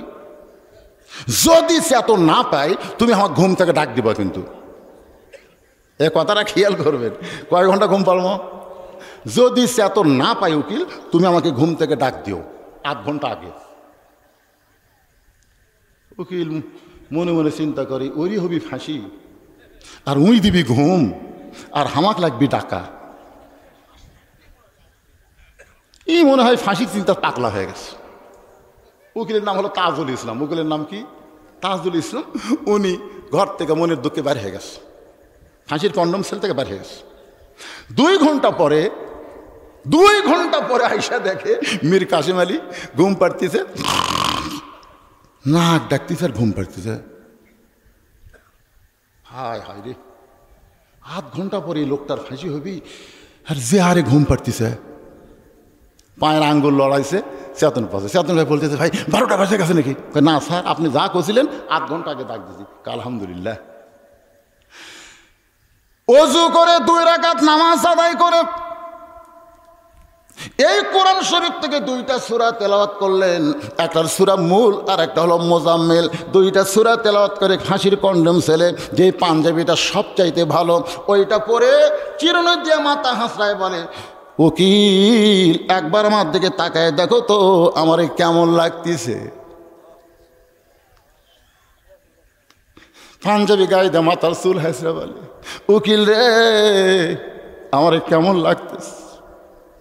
উকিল কান্দার বলে, স্যার আপনি কি শ্বশুর বাড়ি যাবেন? আপনার ফাঁসি হবে। মীর কাসেম আলী মুস্কি মুস্কি হাসে বলে, উকিল ফাঁসি হবে আমার, আর তুমি কেন কাঁদতেছো? তুমি কি জানো 2 ঘন্টা ঘুমের ভিতরে আল্লাহ পাক আমাকে রেজাল্ট জানাইছে।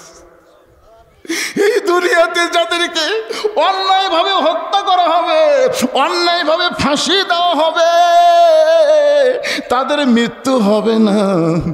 দুনিয়াতে ফাঁসির মঞ্চ থেকে আল্লাহ তাদের জন্য 8টা জান্নাতের দরজা খুলে দিবে। বাজান, আজকে ফিলিস্তিনের মা সন্তান জন্ম দেওয়ার পরে বলে, আল্লাহ আমার সন্তানকে আমি ডাক্তার বানাতে চাই না, আমার সন্তানকে আমি ইঞ্জিনিয়ার বানাবো না, আমার সন্তানকে তোমার দ্বীনের মুজাহিদ হিসাবে কবুল করে না। বুখারী শরীফের হাদিস, আনাস রাদিয়াল্লাহু থেকে বর্ণিত, মাহাদান ইয়াদখুলুল জান্নাতা ইহুব্বা ইয়ারজি ইলাদ দুনিয়া ওয়া লাহুম আলাল আরদি মিন শাইইন ইল্লা শাহীদুন ইয়াতামান্না আন ইয়ারজি ইলাদ দুনিয়া ফায়ুক্তাল 10 মাররাতান লিমা ইয়ারা মিনাল কারামাতি। রাওয়াহুল বুখারী কিতাবুল মাগাজি। আল্লাহ দেখবেন জান্নাতে একদল মানুষ দুনিয়াতে আসার জন্য ছটফট করতেছে, জান্নাতুল ফেরদাউস থেকে একদল মানুষ দুনিয়াতে আসার জন্য ছটফট করতেছে। আল্লাহ বলে, বান্দারে আমি তোমাদেরকে জান্নাতুল ফেরদাউস দিলাম, তোমরা সেখান থেকে কেন দুনিয়াতে যাবার চাও? তারা বলবে, আল্লাহ আপনি আমাদের জান্নাতুল ফেরদাউস কেন দিলেন? বলে, তোমরা দুনিয়াতে শহীদ হয়েছো বলে আমি আল্লাহ খুশি হয়ে তোমাদের জান্নাতুল ফেরদাউস দিলাম। এবার বান্দা বলবে, আল্লাহ আল্লাহ আমাদেরকে জান্নাত ভালো লাগে না, আমাদেরকে জান্নাত ভালো লাগে না। আল্লাহ বলে, তোমাদের কি ভালো লাগে? আল্লাহ বলতেছে, ওরা বলতেছে, আল্লাহ আমরা দুনিয়াতে আবার যাব, আমরা দুনিয়াতে আবার যাব, বাতিলের বিরুদ্ধে আমরা 10 বার 10 মাররাতান 10 বার আমরা যুদ্ধ করে শহীদ হব। লিমা ইয়ারা মিনাল কারামাতি। প্রথম শহীদ হওয়ার সময় যে মর্যাদা, যে শান্তি আমরা পাইছি, আল্লাহ ওই শান্তি জান্নাতের মধ্যে নাই। আমরা জান্নাতের শান্তি দুনিয়াতে বাতিলের বিরুদ্ধে লড়াই করে শহীদের ভিতরে পাওয়ার চাই। আজকে ফিলিস্তিনের মুসলমানদেরকে অন্যায়ভাবে হত্যা করতেছে, তারা কিন্তু জায়গা ছাড়ে নাই অন্যায়ের প্রতিরোধ করার জন্যে। তারা আল্লাহর ঈমান দাঁড়াইছে। আল্লাহ কয়, ওয়ালা তাকুলু লিমান ইউকতালু ফি সাবিলিল্লাহি আমওয়াতুন বাল আহইয়াউ ওয়ালাকিন লা তাশউরুন। এখন আমাদের সামনে যদি এরকম বাতিল আসে, এদিকে কিছু লোক খালি গল্পই করতেছে, এরা বাড়ির যারে পাগলারা।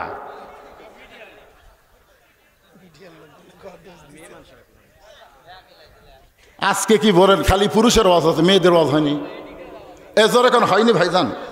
যে কয়টা আয়াত তেলাওয়াত করছি, এই কয়টা আয়াত আমি চিন্তা করছি একটা ব্যাখ্যা করতে গেলে কমপক্ষে 2 ঘন্টা লাগবে।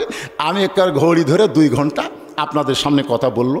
আল্লাহ, এই অসুস্থ মানুষ, আমি যখন এখানে আসি তখন আমার ডায়াবেটিস মাপে দেখি 21.8। আমার মনেই হচ্ছিল না যে আজকে আমি আপনাদের সামনে কিছু বলতে পারবো। তো যাই হোক, জিকির করতে করতে আসলাম। আসার পরে টেস্ট পাইয়া আমি আপনাদের এই বসার চেহারা দেখে, তারপরে একবার যখন কারেন্ট গেল, মাইক চালু হচ্ছে না, আবার মাইক গেল, তখনও আপনার ধৈর্যের পরিচয় দিয়েছেন, আপনার ওটা বসা করেননি। ইন্নাল্লাহ মা'আস সাবিরিন। আজকের এই মাহফিলটা আমাদের ধৈর্যশীল হিসাবে কবুল করে আল্লাহ আমাদের পক্ষে থাক, সঙ্গে থাক। সবাই বলে আল্লাহুম্মা আমিন।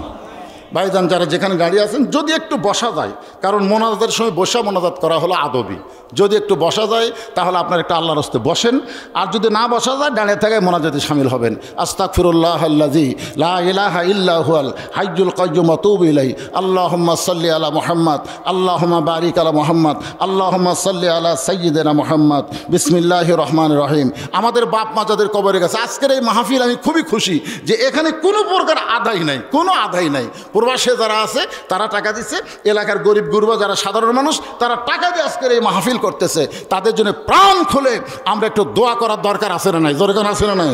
সবাই একটু হাত তুলে আল্লাহুম্মা আমিন। আল্লাহুম্মা আনতাস সালাম ওয়া মিনকাস সালাম তাবারাকতা ইয়া যাল জালালি ওয়াল ইকরাম।